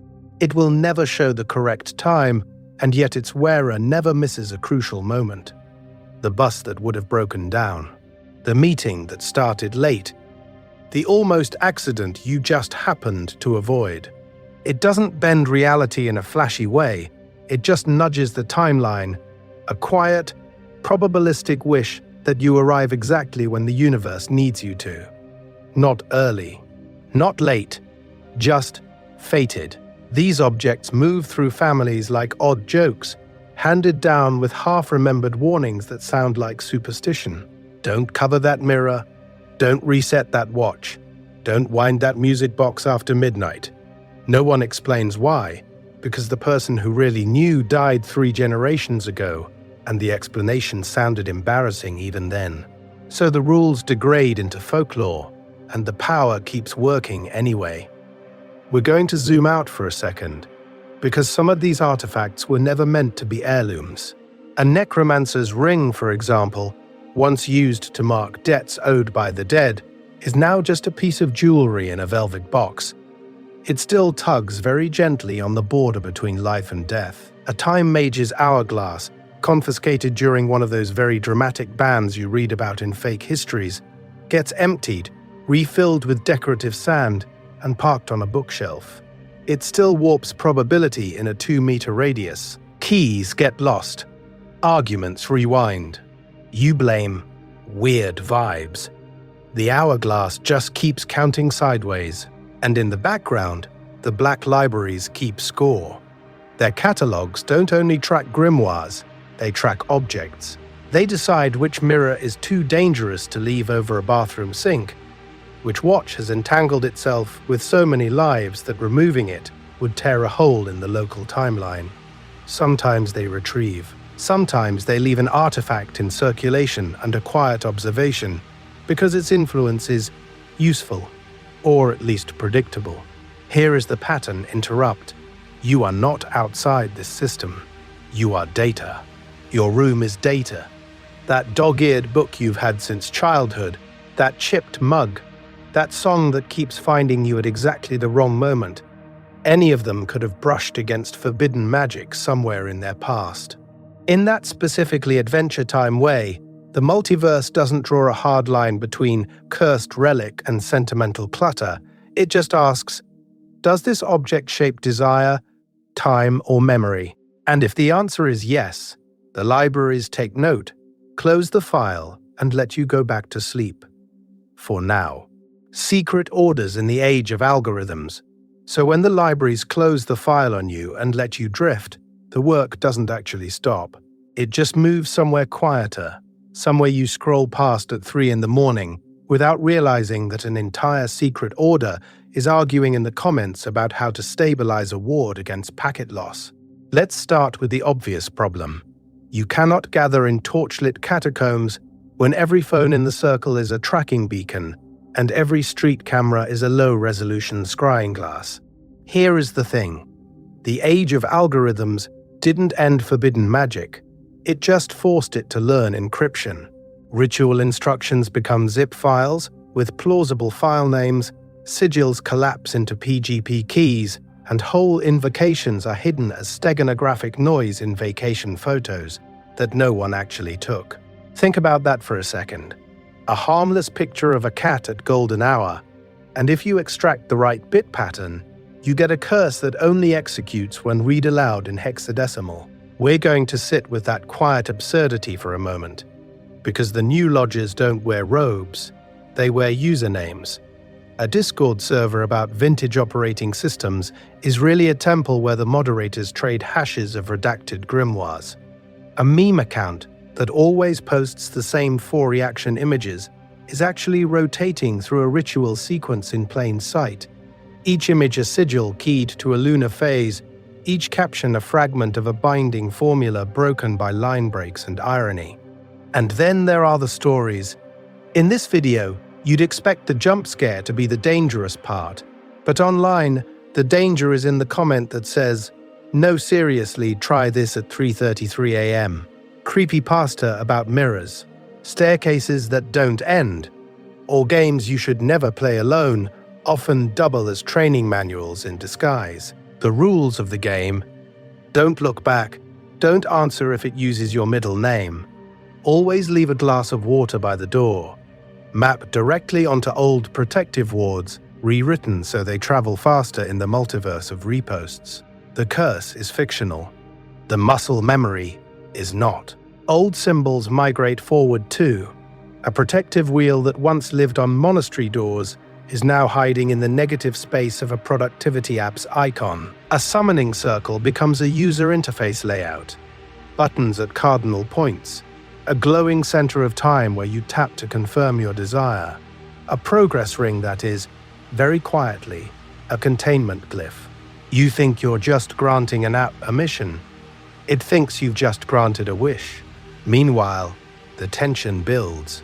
Old line occult families, the ones who kept the chronicle of sealed spells in basements that smelled like dust and ozone, look at self-taught practitioners mining digital archives and see a breach in the firewall of reality itself. The newcomers see gatekeeping, hypocrisy, an outdated theory of who deserves power. Both are a little right. Both are a little late. Somewhere, on a server that no one has physically touched in years, the Chronicle exists as a heavily redacted PDF. Whole pages are black bars and corrupted images, footnotes pointing to timelines that never officially happened. It is accessed by 3 exhausted archivists who still remember paper, and one very persistent hacker who keeps getting a permission-denied message that whispers back in a language they haven't quite learned yet. How many times has the world already ended? So the hacker keeps trying the same forbidden login, and the Chronicle keeps hissing back in that almost language. And here is the thing nobody in the room wants to say out loud. If the file can deny permission, it can also remember having denied it before. A security protocol should not have a sense of déjà vu. A PDF should not feel tired. Let's start from the spell everyone pretends was only cast once. The world rewinding ritual. The sealed entry in the Chronicle that shows as a blank page with a timestamp and no text, like reality itself, hit undo so hard the ink never had a chance to exist. Officially, it was a last resort, a one-time emergency measure that burned itself out the moment the timeline snapped back. Unofficially, the people who study the gaps will tell you, any magic strong enough to erase its own evidence is strong enough to erase the evidence that it erased its own evidence. Think about that for a second. If that is true, then we have no honest way to count how many times the universe has already ended. Not metaphorically. Not in the poetic sense of the end of an era. We mean the literal collapse of a timeline at the center of time. The whole multiverse slamming into a wall and quietly rebooting while everyone wakes up feeling like they had a long, complicated dream. In that specifically Adventure Time way, reality becomes a DVR you keep rewinding until the episode comes out right. But the big reset is only one flavor of forbidden time magic. The Chronicle hints at smaller loops, local edits, a village that relives the same harvest festival until the fire never starts, a train that keeps almost derailing again and again until the right passenger decides to stay home sick. No one remembers the earlier runs. They just complain that the day felt off, that conversations came preloaded with answers, that they were ahead of themselves in a way they can't explain. The spell ends, the loop collapses, and only a faint bruise in collective memory remains. Here is the quietly horrifying implication. Some of the historical near misses we congratulate ourselves for avoiding. The war that de-escalated at the last hour, the pathogen that never made the jump, the reactor that shut down 3 seconds before meltdown, those might be the polished takes, the final draft of a reality that previously burned, and burned badly. In earlier passes, the missiles launched, the virus spread. The city went dark, someone panicked, reached for forbidden power, and dragged the timeline back through its own wreckage until the catastrophe unhappened. And there are always a few who remember. Not perfectly, not like a movie, but as emotional weather. A general who is irrationally terrified of a peace conference that, on paper, looks safe. A doctor who has nightmares about a disease no textbook records. A child who will not go near the ocean for reasons that make no sense in this version of existence. They carry grief and relief braided together, the weight of funerals that technically never took place, and it makes them look haunted or prophetic, or just very, very tired. In this video, we're going to keep pretending this is all just lore, which is the safest way to talk about it. But you, listening in the dark, know what déjà vu feels like. You know the hallway you swear you have walked down twice in the same second. You know the totally disproportionate fear of planes, or elevators, or birthday parties, as if some earlier draft of you learned a lesson the current you can't quite access. In a story like this, those are not quirks. They are echoes. The faint after-images of paths the world actually took before someone, somewhere, whispered the syllables that made it all untrue. And if the Chronicle is only showing us the redacted survivors, the timelines that got a second chance, the real question is not how many times the world has ended. The real question is, what had to be paid, and who is still paying, every single time it doesn't? The ethics of erasing your own past. So here is the thing the Chronicle never writes in the margins. Every erased catastrophe, every quietly rewritten timeline, had to pass through a single impossible question first. If you could take one kind of magic, or one shattering event, and just lift it out of existence, knowing it might unravel your own life in the process, would you still say the words? Let's start with something clean, almost clinical.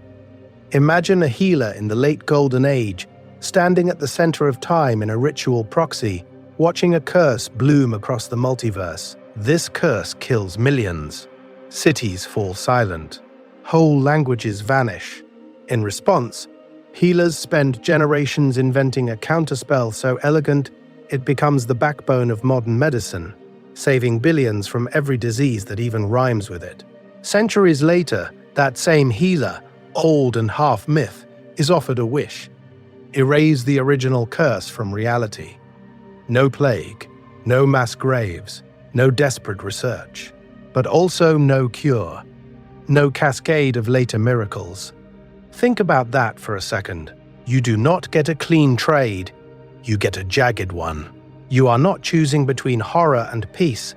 You are choosing between one horror and a different, more distributed one that will never know your name.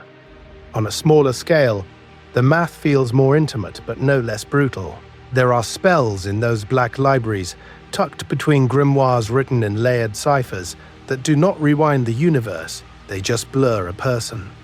One traumatic night, one betrayal, one moment your reality cracked. Gone. The memory. Excised like a tumor, you wake up lighter.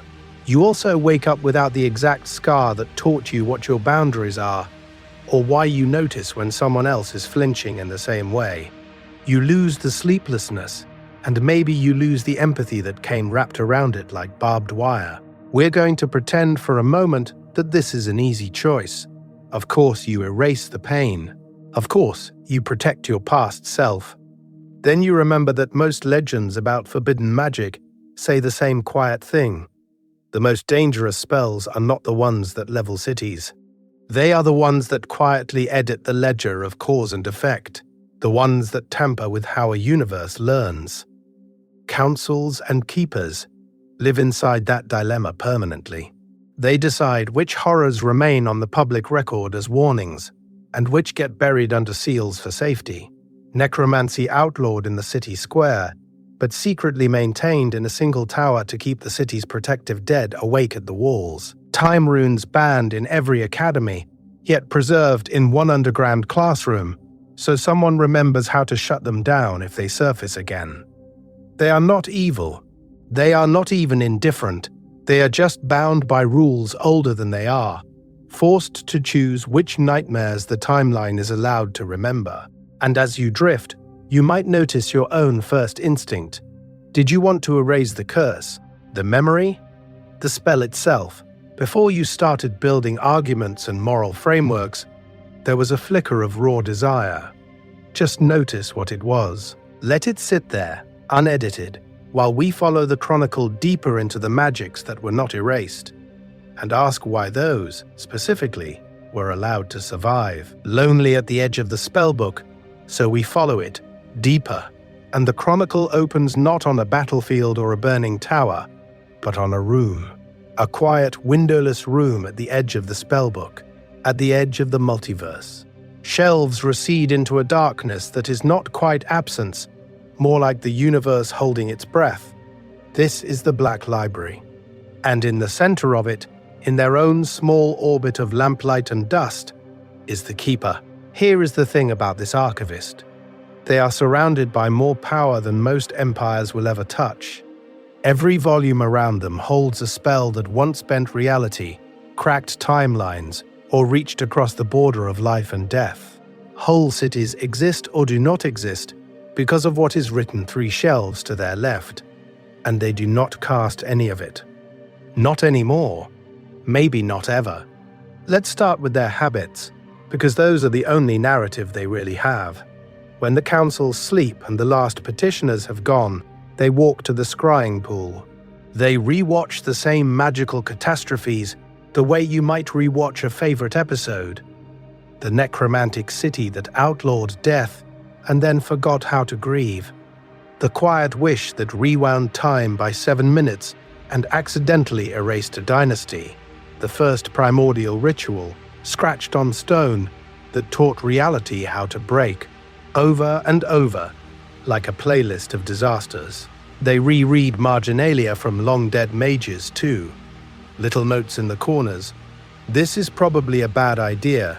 Do not attempt after midnight. Tell Mira I'm sorry. There is sadness there, resignation, the exhaustion of someone who has seen the same mistakes spread across centuries like a repeating sigil. And on some evenings, they straighten the reading chairs and set out tea for visitors who almost never come. A hospitality ritual to ward off the possibility that no one will ever knock again. We're going to sit with their paradox for a second.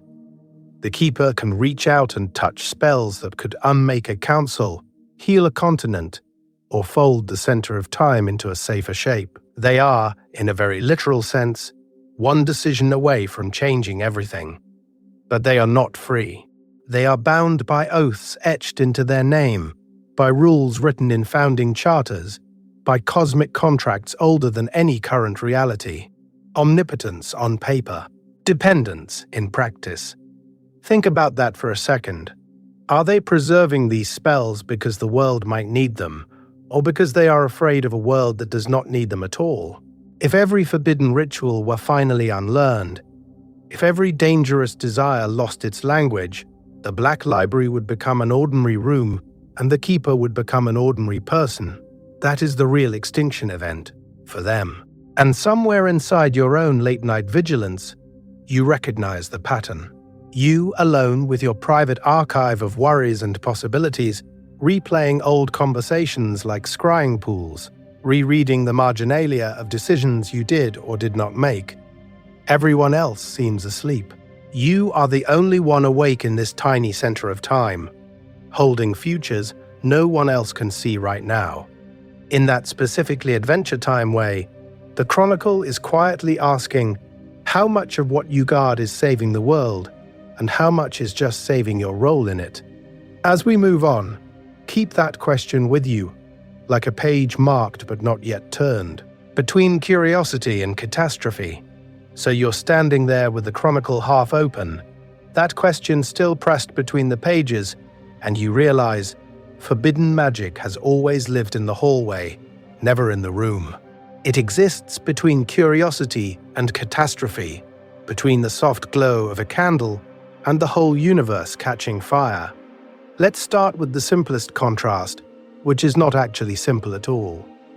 Every healing spell we passed in the earlier eras, every quiet charm to mend bone or soothe a sleepless mind, was only a half step away from harm. The same sigil that knits flesh can be reversed to unmake it. Between healing and harm, there is just one decision, one extra word, one midnight where the desire to save becomes the desire to punish. Think about that for a second. You see it in memory rites too. Those early rituals of remembrance were built to keep names from falling out of time, to hold ancestors at the edge of existence. But the chronicle shows the edits. A syllable added here, a gesture removed there, and suddenly you're not remembering, you're erasing. Between remembering and forgetting, there is a spell that can do both at once, preserving one timeline while quietly deleting another from reality. Here is the thing. Every major spell we've traced so far is balanced on one of these fault lines. Time magic is written right between fate and choice. The councils tried to fix it on the fate side, to say, time has rules, you do not touch them. But the first chronomancers slipped into the margins, using tiny rewinds to save a single life, to nudge a single wish. Not apocalypse. Just a delayed accident, a missed meeting, a war that starts 3 years later instead of now. And yet, the timeline still bends. Necromancy sits between love and possession. On one side, a grieving city that outlaws raising the dead in public, while secretly relying on a ring of bound guardians beneath its walls. On the other, a ruler who will not let a dynasty end, pulling ancestors back as advisors, then as puppets. It begins as devotion. It ends as refusal to let go. Between those two, 1,000 forbidden rituals proliferate in basements and black libraries. Mind magic, too, drifts between intimacy and violation. A spell that lets two people share memories becomes, with one alteration, a method for interrogation. The Chronicle notes whole academies that banned telepathy in daylight and taught it in locked rooms at night. What becomes forbidden is often what refuses to stay neatly on one side of the line. It leaks. It blurs. It complicates. And this is where the magic stops being abstract and starts sounding uncomfortably familiar. Because we live in those in-betweens, between control and surrender in a relationship, between truth and kindness in a conversation, between staying and leaving a life that no longer fits. There is no cosmic wishmaster to clarify your intent, no center of time where all outcomes are labeled. We're going to slow down here, just for a moment, and stand in that doorway with the Chronicle. On one side, the clean, official timeline, where dangerous rituals are sealed and the rules look solid. On the other, all the timelines that might have been, where a spell was cast 5 minutes earlier, or never cast at all. The air between them is very thin. If you listen closely, you can almost hear the next forbidden choice breathing on the other side of the page. The hidden rule system of forbidden magic. So when the archivist stands in that doorway, with the Chronicle humming between two possible histories, here is the thing. The pages are not just recording forbidden magic, they are enforcing its rules. Not laws written by councils or kings, deeper rules. The kind that sit under reality like bedrock, waiting for anyone ambitious enough to jump up and hit their head. Let's start with the simplest pattern they've seen, traced through every era. Any spell that touches time, death, or free will behaves like a loan. You never get it for free. If you rewind an hour, somewhere else a day unspools into chaos. If you drag a soul back from beyond, something living has to wither, or the boundary between worlds thins like worn paper. If you overwrite someone's desire, someone's memory has to go missing to make room. The cost lands on the caster, or on the fabric of reality, or on memory itself, but it always lands. Think about that for a second. A necromancer raises a city's defenders to keep the walls standing, and the city's children begin to forget their grandparents' names. A quiet chronomancer saves a single life by nudging a timeline, and a distant harvest rots in fields no one remembers planting. The universe keeps books. It balances ledgers with the patience of a glacier and the pettiness of a bureaucrat who has been awake since the first star cooled. And layered on top of that cosmic accounting, there is a meta-rule, a social gravity. The more a spell bypasses ordinary effort or consequence, the more likely it is to be declared forbidden by whoever currently enjoys being at the center of time and power. healing that ignores years of training, outlawed. Travel that ignores borders and tariffs, banned. Love charms that skip the uncertainty of actually talking to someone, condemned in public, commissioned in private. It is not always about danger. It is often about monopoly. So practitioners do what practitioners always do. They look for loopholes. They use weaker versions of banned workings in very narrow contexts, like a city that outlaws necromancy but quietly licenses a single wardkeeper to bind 3 ancestral spirits to the walls. They stack dozens of tiny legal spells until, in aggregate, they approximate a forbidden one, like weaving micro-charms of suggestion into every song until a crowd moves as one mind. Or they outsource the cost entirely, shunting backlash into future generations, so a curse flowers as hereditary misfortune 3 centuries later. In that specifically Adventure Time way, it starts to look a lot like wishing. Wish-granting entities twist vague requests. Forbidden magic doesn't need to twist anything. It is literal, procedural, almost boring. You ask to erase this death. Here is the invoice in the currency of forgotten summers and missing names. You asked to skip the work. Here is the interest, compounding quietly in the background of existence. The archivist understands this better than anyone. They watch civilizations discover these rules, break them, swear never again, and then, generations later, drift back toward the same bright, dangerous edge. Waves on a shore. Every sealed spell in the Chronicle is less a warning and more a pattern. And as we move forward in the timeline, we're going to watch what happens when someone finally tries to rewrite the rules themselves, instead of just cheating around the margins. The archivist's confession. And as we move forward in the timeline, we're going to watch someone try to rewrite the rules themselves. Here is the thing I have not told you. The first time someone tried, it was me. For a while now, I've been saying they and we like a polite archivist, like a neutral camera floating at the center of time, just recording. But the Chronicle of Sealed Spells does not write itself. Ink does not crawl into the margins alone. Someone has to decide what counts as forbidden, what gets a red thread through its name, what gets buried under 3 layers of cipher and a board warning about cataclysmic temporal destabilization. Once, I stood where the Midnight Mage stands in the opening of this timeline. Same stone, same circle, same ritual that can rewind the universe back along its own spine. The world rewinding wish was not a rumor to me. It was a set of precise, terrible instructions humming in my hands. All I had to do was read them aloud. Just one clear sentence, and reality would fold like paper. I did not. Not because I was wise, not because I was good. I was afraid. I had spent years cataloging what forbidden magic actually does when it touches existence. Cities that secretly outlaw necromancy and then quietly depend on it to keep their walls standing. Dynasties that erase whole bloodlines from the public record while the erased descendants still dream in the old sigils, those tiny, almost polite time rituals that nudge a single birth, a single election, a single breath. I knew the pattern. Every correction spawns a new fracture. Think about that for a second. You are holding a ritual that can rewind the multiverse, and you have already read, in meticulous, sleep-deprived handwriting, what happens when people just try to fix one afternoon. So I closed the book. And reality did not end that night, which felt like proof I had chosen well.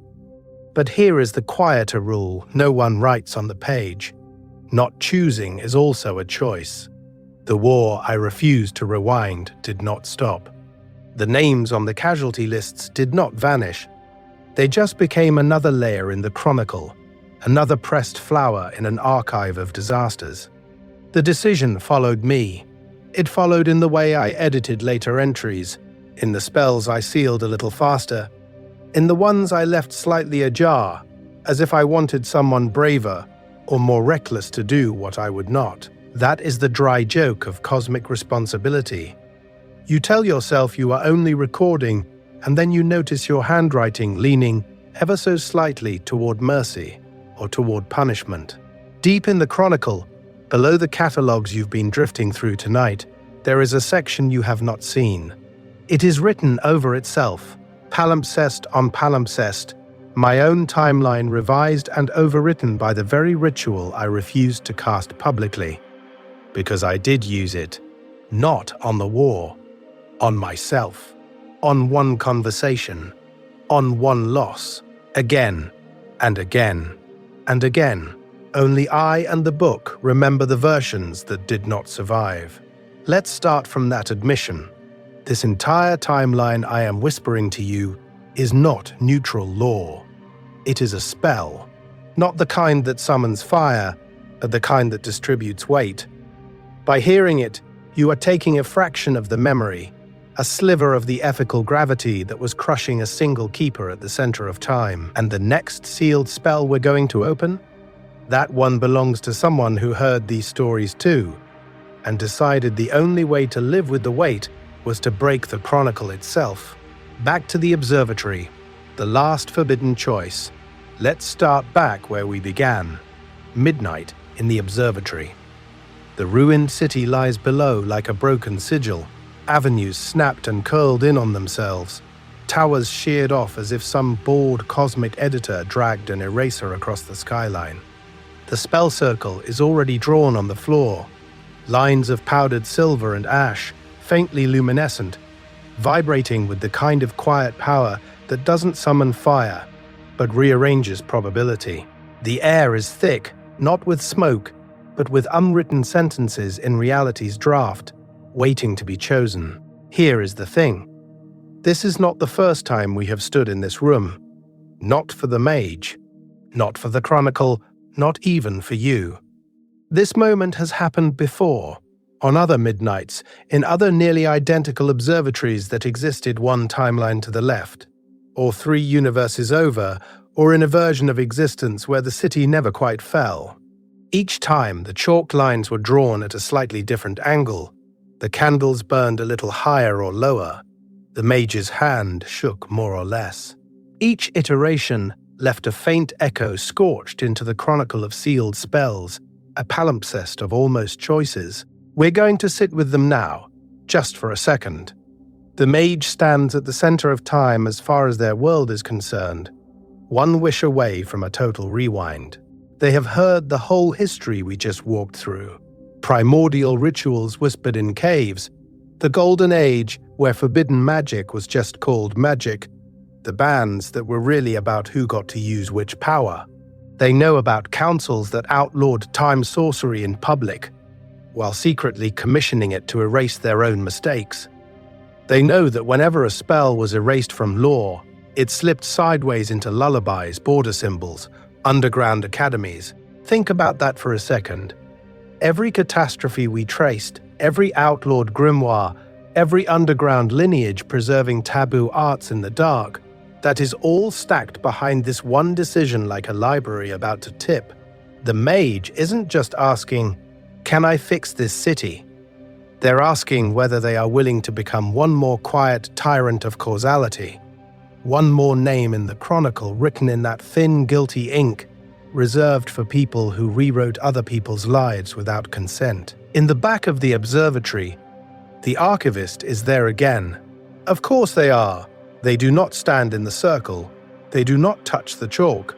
They hold the chronicle open to a page that is already smudged with almost identical diagrams of this night. Their role is painfully simple. They observe. They remember. They record whichever way the spell collapses, the incantation that pulls the universe backward along its own spine, or the whispered decision to let this broken version of reality stand and learn to live with the cracks. They are not evil. They are not even indifferent. They are just bound by rules older than the city itself. And you, listening, are already proof of something. Whatever happens in this observatory, this time, in this particular branch, the timeline that carries your consciousness through this video is the one that made it through. In that specifically Adventure Time way, The multiverse has already answered the question by letting you exist here, now, with this memory in your head. So the mage inhales, the circle hums, the archivist's quill hovers. We do not need to watch which word they choose. We just need to follow what the chronicle writes next. Why this timeline matters, even if you sleep through it. The chronicle writes, and you're already somewhere else, half in the universe of the story, half in the soft, private reality behind your eyelids, where images smear together and time stops behaving like a straight line. Here is the thing. Forbidden magic in this timeline is never really about who can blow up the biggest city. It's about who dares to move one quiet stone at the edge of what's possible, knowing the whole wall might shift. A villager asking the wind to remember their dead. A king whispering a name into a locked grimoire. A desperate time mage putting one extra stitch in the fabric of an already overworked timeline. Small motions, enormous consequences. When you zoom out, we're going to see that they're all doing the same dance. The curious villagers at the beginning, lighting candles in caves and drawing symbols they barely understood. The fearful kings, passing laws against rituals while secretly commissioning their own. The secret orders, copying the chronicle of sealed spells in layered ciphers so only initiates could read the worst pages. The lonely keepers in black libraries, talking to no one but the books. The time mages at the center of time, trying to rewind a single regret without unspooling the whole multiverse. Think about that for a second. It's one conversation stretched across centuries about power and responsibility. There is a pattern in the ache. Loneliness, the burden of memory, the quiet, grinding desire to fix what's broken without breaking something else. A city that bans necromancy in public, then secretly relies on it to keep its protective wards humming just outside the visible spectrum. A family line cursed 3 generations back, each heir waking up certain they can be the one who finally wishes correctly. A council that outlaws time magic, then carves a tiny exception for emergencies, as if the universe reads legal footnotes.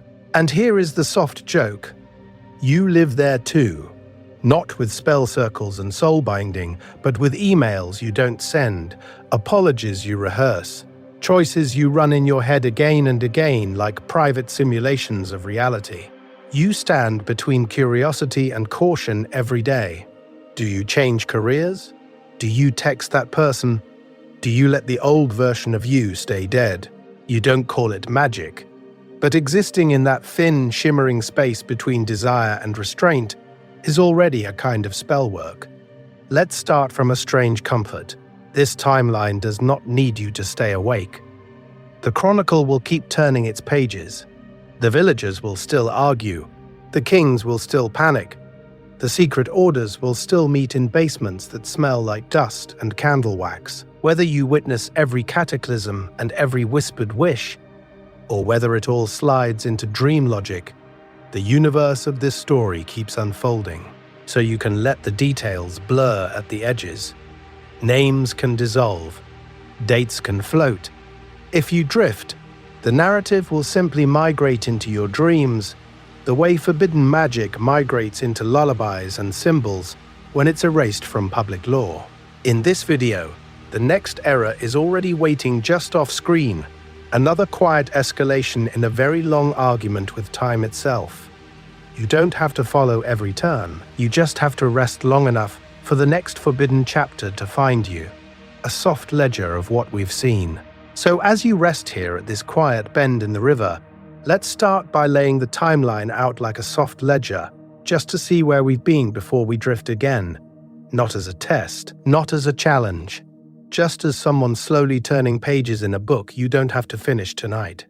We began in the age of first curiosity, when magic was not yet forbidden, just a nervous question humming under the skin of the universe. And people asked, what would happen if you pressed directly on reality instead of just praying at it from a distance? Then came the sorcerer courts, high rooms full of robes and arguments, where spells became law and law became spell, and the desire to control the unknown turned into a new political power. After that, The great bans arrived, heavy and theatrical, councils declaring that certain words could no longer be said out loud without tearing the timeline. The underground grimoires followed, of course, because here is the thing: every ban is also an invitation. And now we live in the era of quiet modern echoes, where the big gestures are illegal, but the small, precise miracles keep slipping through the cracks. Along the way, we met the child who didn't age right, growing sideways through time instead of forward, like someone had misfiled their birthday in the cosmic cabinet. We passed the weeping city walls, stones that remembered every siege and leaked old grief when the moon was at the wrong angle. We watched a sun that stuttered at noon, flickering between days as if the sky were buffering, the whole multiverse on a bad connection. We walked past the doors of a black library, whose shelves did not end, whose aisles bent back toward the center of time. Each book a wish someone regretted too late. We're going to keep all of that, but hold it lightly. Some spells cost too much to be common, not because the universe is stingy, but because the bill comes in strange currencies: years shaved off a life, a friendship inverted, a forgotten name that never quite comes back. Some knowledge is too sharp to be carried by everyone at once. It cuts the hands that pass it along, so the rules evolved as bandages more than shackles. Think about that for a second. Prohibition as a kind of cosmic safety protocol, written in fear and also in care. And through every era, the archivist has been there in the background, that quiet figure still walking the stacks, adjusting the chronicle when a timeline hiccups, reshelving the forbidden chapters you and I only glimpse in passing. Not a judge, not a hero, just someone at the center of time making sure the record keeps breathing while you sleep. So let these images drift now like dreams, not puzzles you have to solve. There is no test waiting. No hidden essay question about which band came first, or how many shelves the Black Library really has. This story will still be here when you return, unchanged and yet slightly rearranged, the way all memories are. In this video, the next chapter is already turning itself very slowly, whether you watch it happen or meet it halfway in the dark. If you're still awake, add your own spell, so if your eyes are still open, even half open, even doing that slow blink where the credits of your own consciousness are starting to roll, that means you walked the whole archive with us, shelf by shelf, century by century. Here is the thing: at this point, you've earned the right to add a page of your own. Let's start with a quiet question. If you could smuggle one more forbidden spell into this universe, into this already overcrowded multiverse of bad ideas and beautiful mistakes, what would it be? Not the safe spell, not the practical spell, the one that would immediately be hauled in front of a council and banned by sunrise. In the comments, write it like you're sneaking a loose page into the chronicle of sealed spells. Give it a name. Tell us what it does, what it costs, and why every sane archivist at the center of time would stamp it with 100 red sigils. Maybe it rewinds a single regret by exactly 3 minutes, but the lost time reappears as a storm somewhere else. Maybe it lets you talk to one ancestor for one night, but they remember everything and never go back to sleep. Think about that for a second. We're going to treat those as real entries, as if some nervous apprentice tucked them into the Black Library after hours. Some of them might wander into future deep dives, disguised as ancient rites or half-erased footnotes, woven into new timelines of hidden magic, where your spell quietly derails a dynasty or saves a city no one remembers. In that specifically Adventure Time way, your late-night idea can become part of the background radiation of the story. If you want to keep walking these corridors with us, you can subscribe and join what is basically the order of late-night historians, people who fall asleep to long stories about cosmic rules, forgotten desire, and all the magic the world tried to delete from the record. No oaths, no initiation ritual. Just you, a screen, and a universe that keeps getting stranger the longer you look at it. And if you're already drifting, if your spell is dissolving into whatever you're about to dream, you don't have to write anything. You don't have to click anything. Just being here, letting this timeline of forbidden magic wash over you, has already folded you into the legend. You are in the archive now, filed between one more lost grimoire and one more unnamed wish. Somewhere, a librarian closes a book a little more gently to avoid waking you, closing the chronicle for now, so the librarian doesn't just close any book. They close the chronicle of sealed spells, and the leather cover comes down with that soft padded sound that feels less like an ending and more like a long exhale the universe has been holding in for centuries. Pages settle against each other, whispers pressing into silence, as if every forbidden ritual we walked through is agreeing, just for tonight, to sleep. Here is the thing. Even in a black library, nights have to wind down. Around the archivist, those impossible candles we lit at the beginning burn lower, the flames shrinking into patient embers. Shadows stretch along the shelves, not lunging, not threatening, just elongating like tired cats claiming more of the floor. The diagrams of soul binding and time manipulation on the walls fade back into suggestion. They are still there. They are just less interested in being seen. We're going to stay with that for a second, because you are not leaving a horror story, you are leaving a workplace at closing time. The circle where someone once tested a spell to rewind fate is now just chalk that needs sweeping. The lectern that held the first grimoire outlawed by a panicked council looks almost domestic, like a stand for ordinary bedtime reading. Think about that for a second. The same symbols that once rewrote reality now share the same quiet as a half-finished novel left on a nightstand. The archivist brushes a thumb along the chronicle's spine, sealing the last of the timelines back into their proper order. Ancient origins, golden ages of sorcery, cataclysms, secret lineages, all of it compresses into one calm line of text on the shelf. And in that specifically Adventure Time way, where cosmic bureaucracy and cozy interiors always overlap, they turn to you and acknowledge what just happened.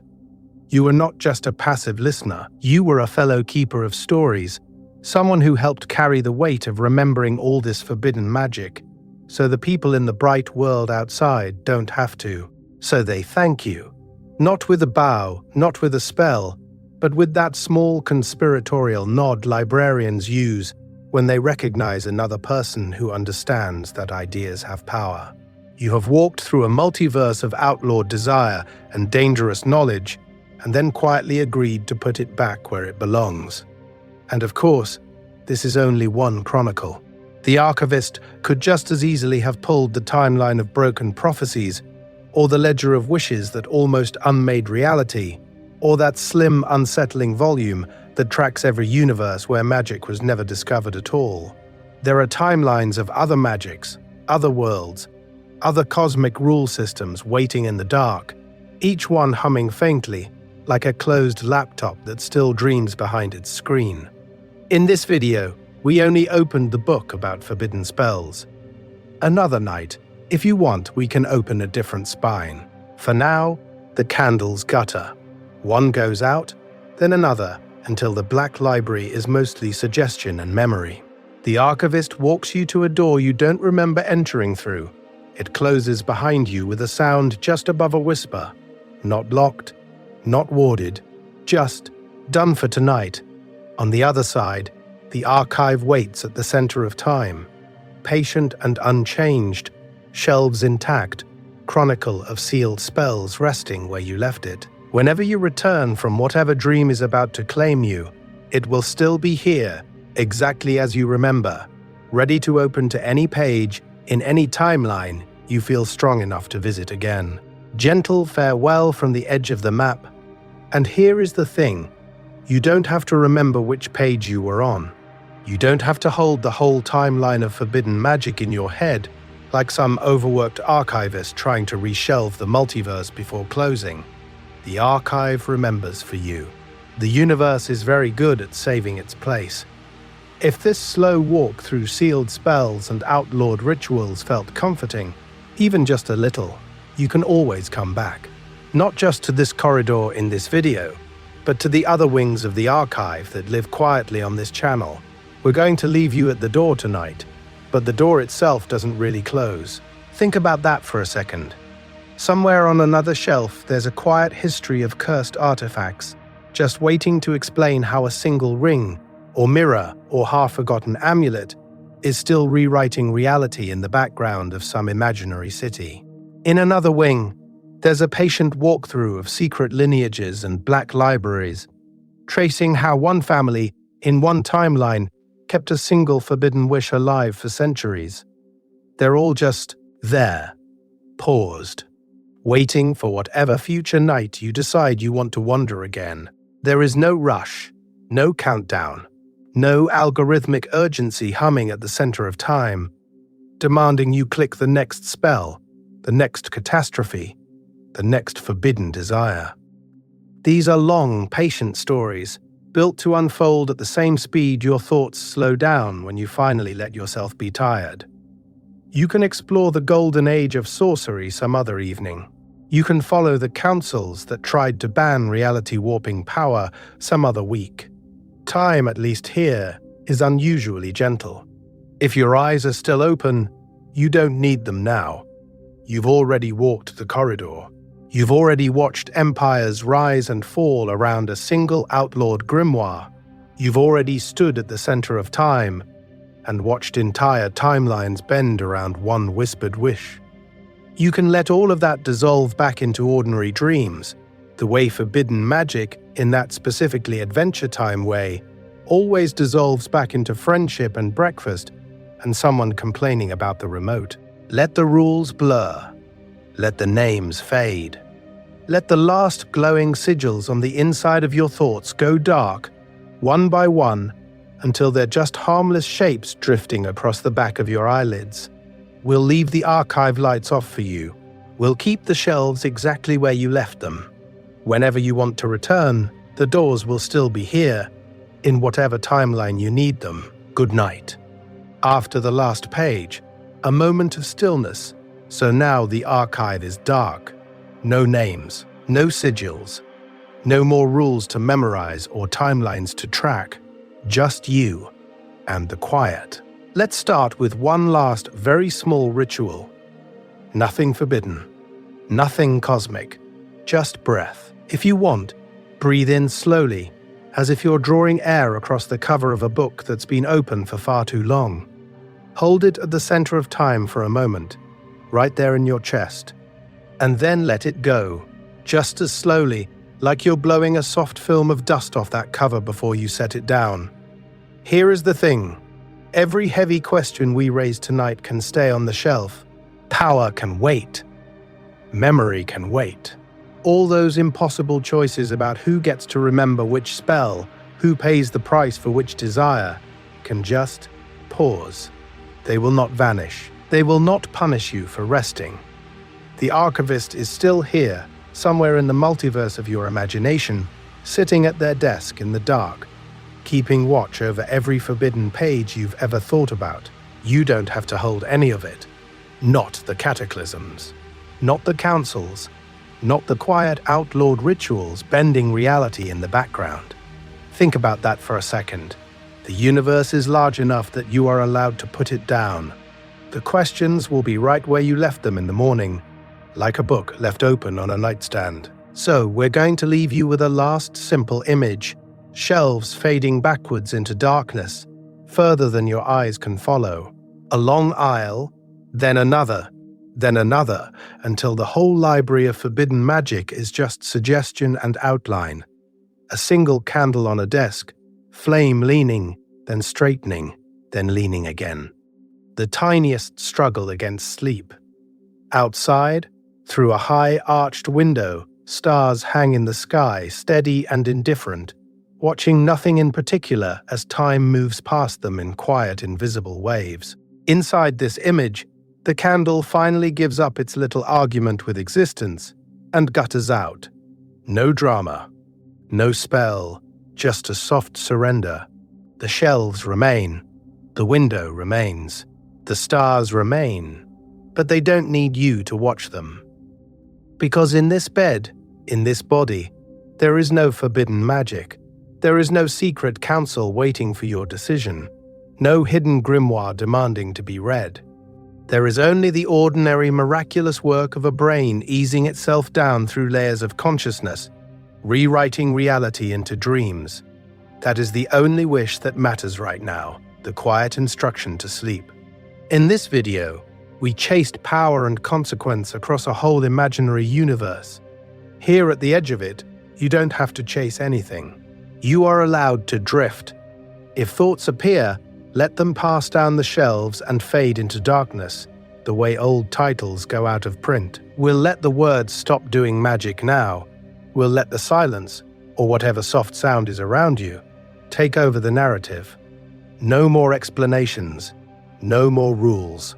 Just the long, slow fall into whatever dream your mind decides to write next. Good night.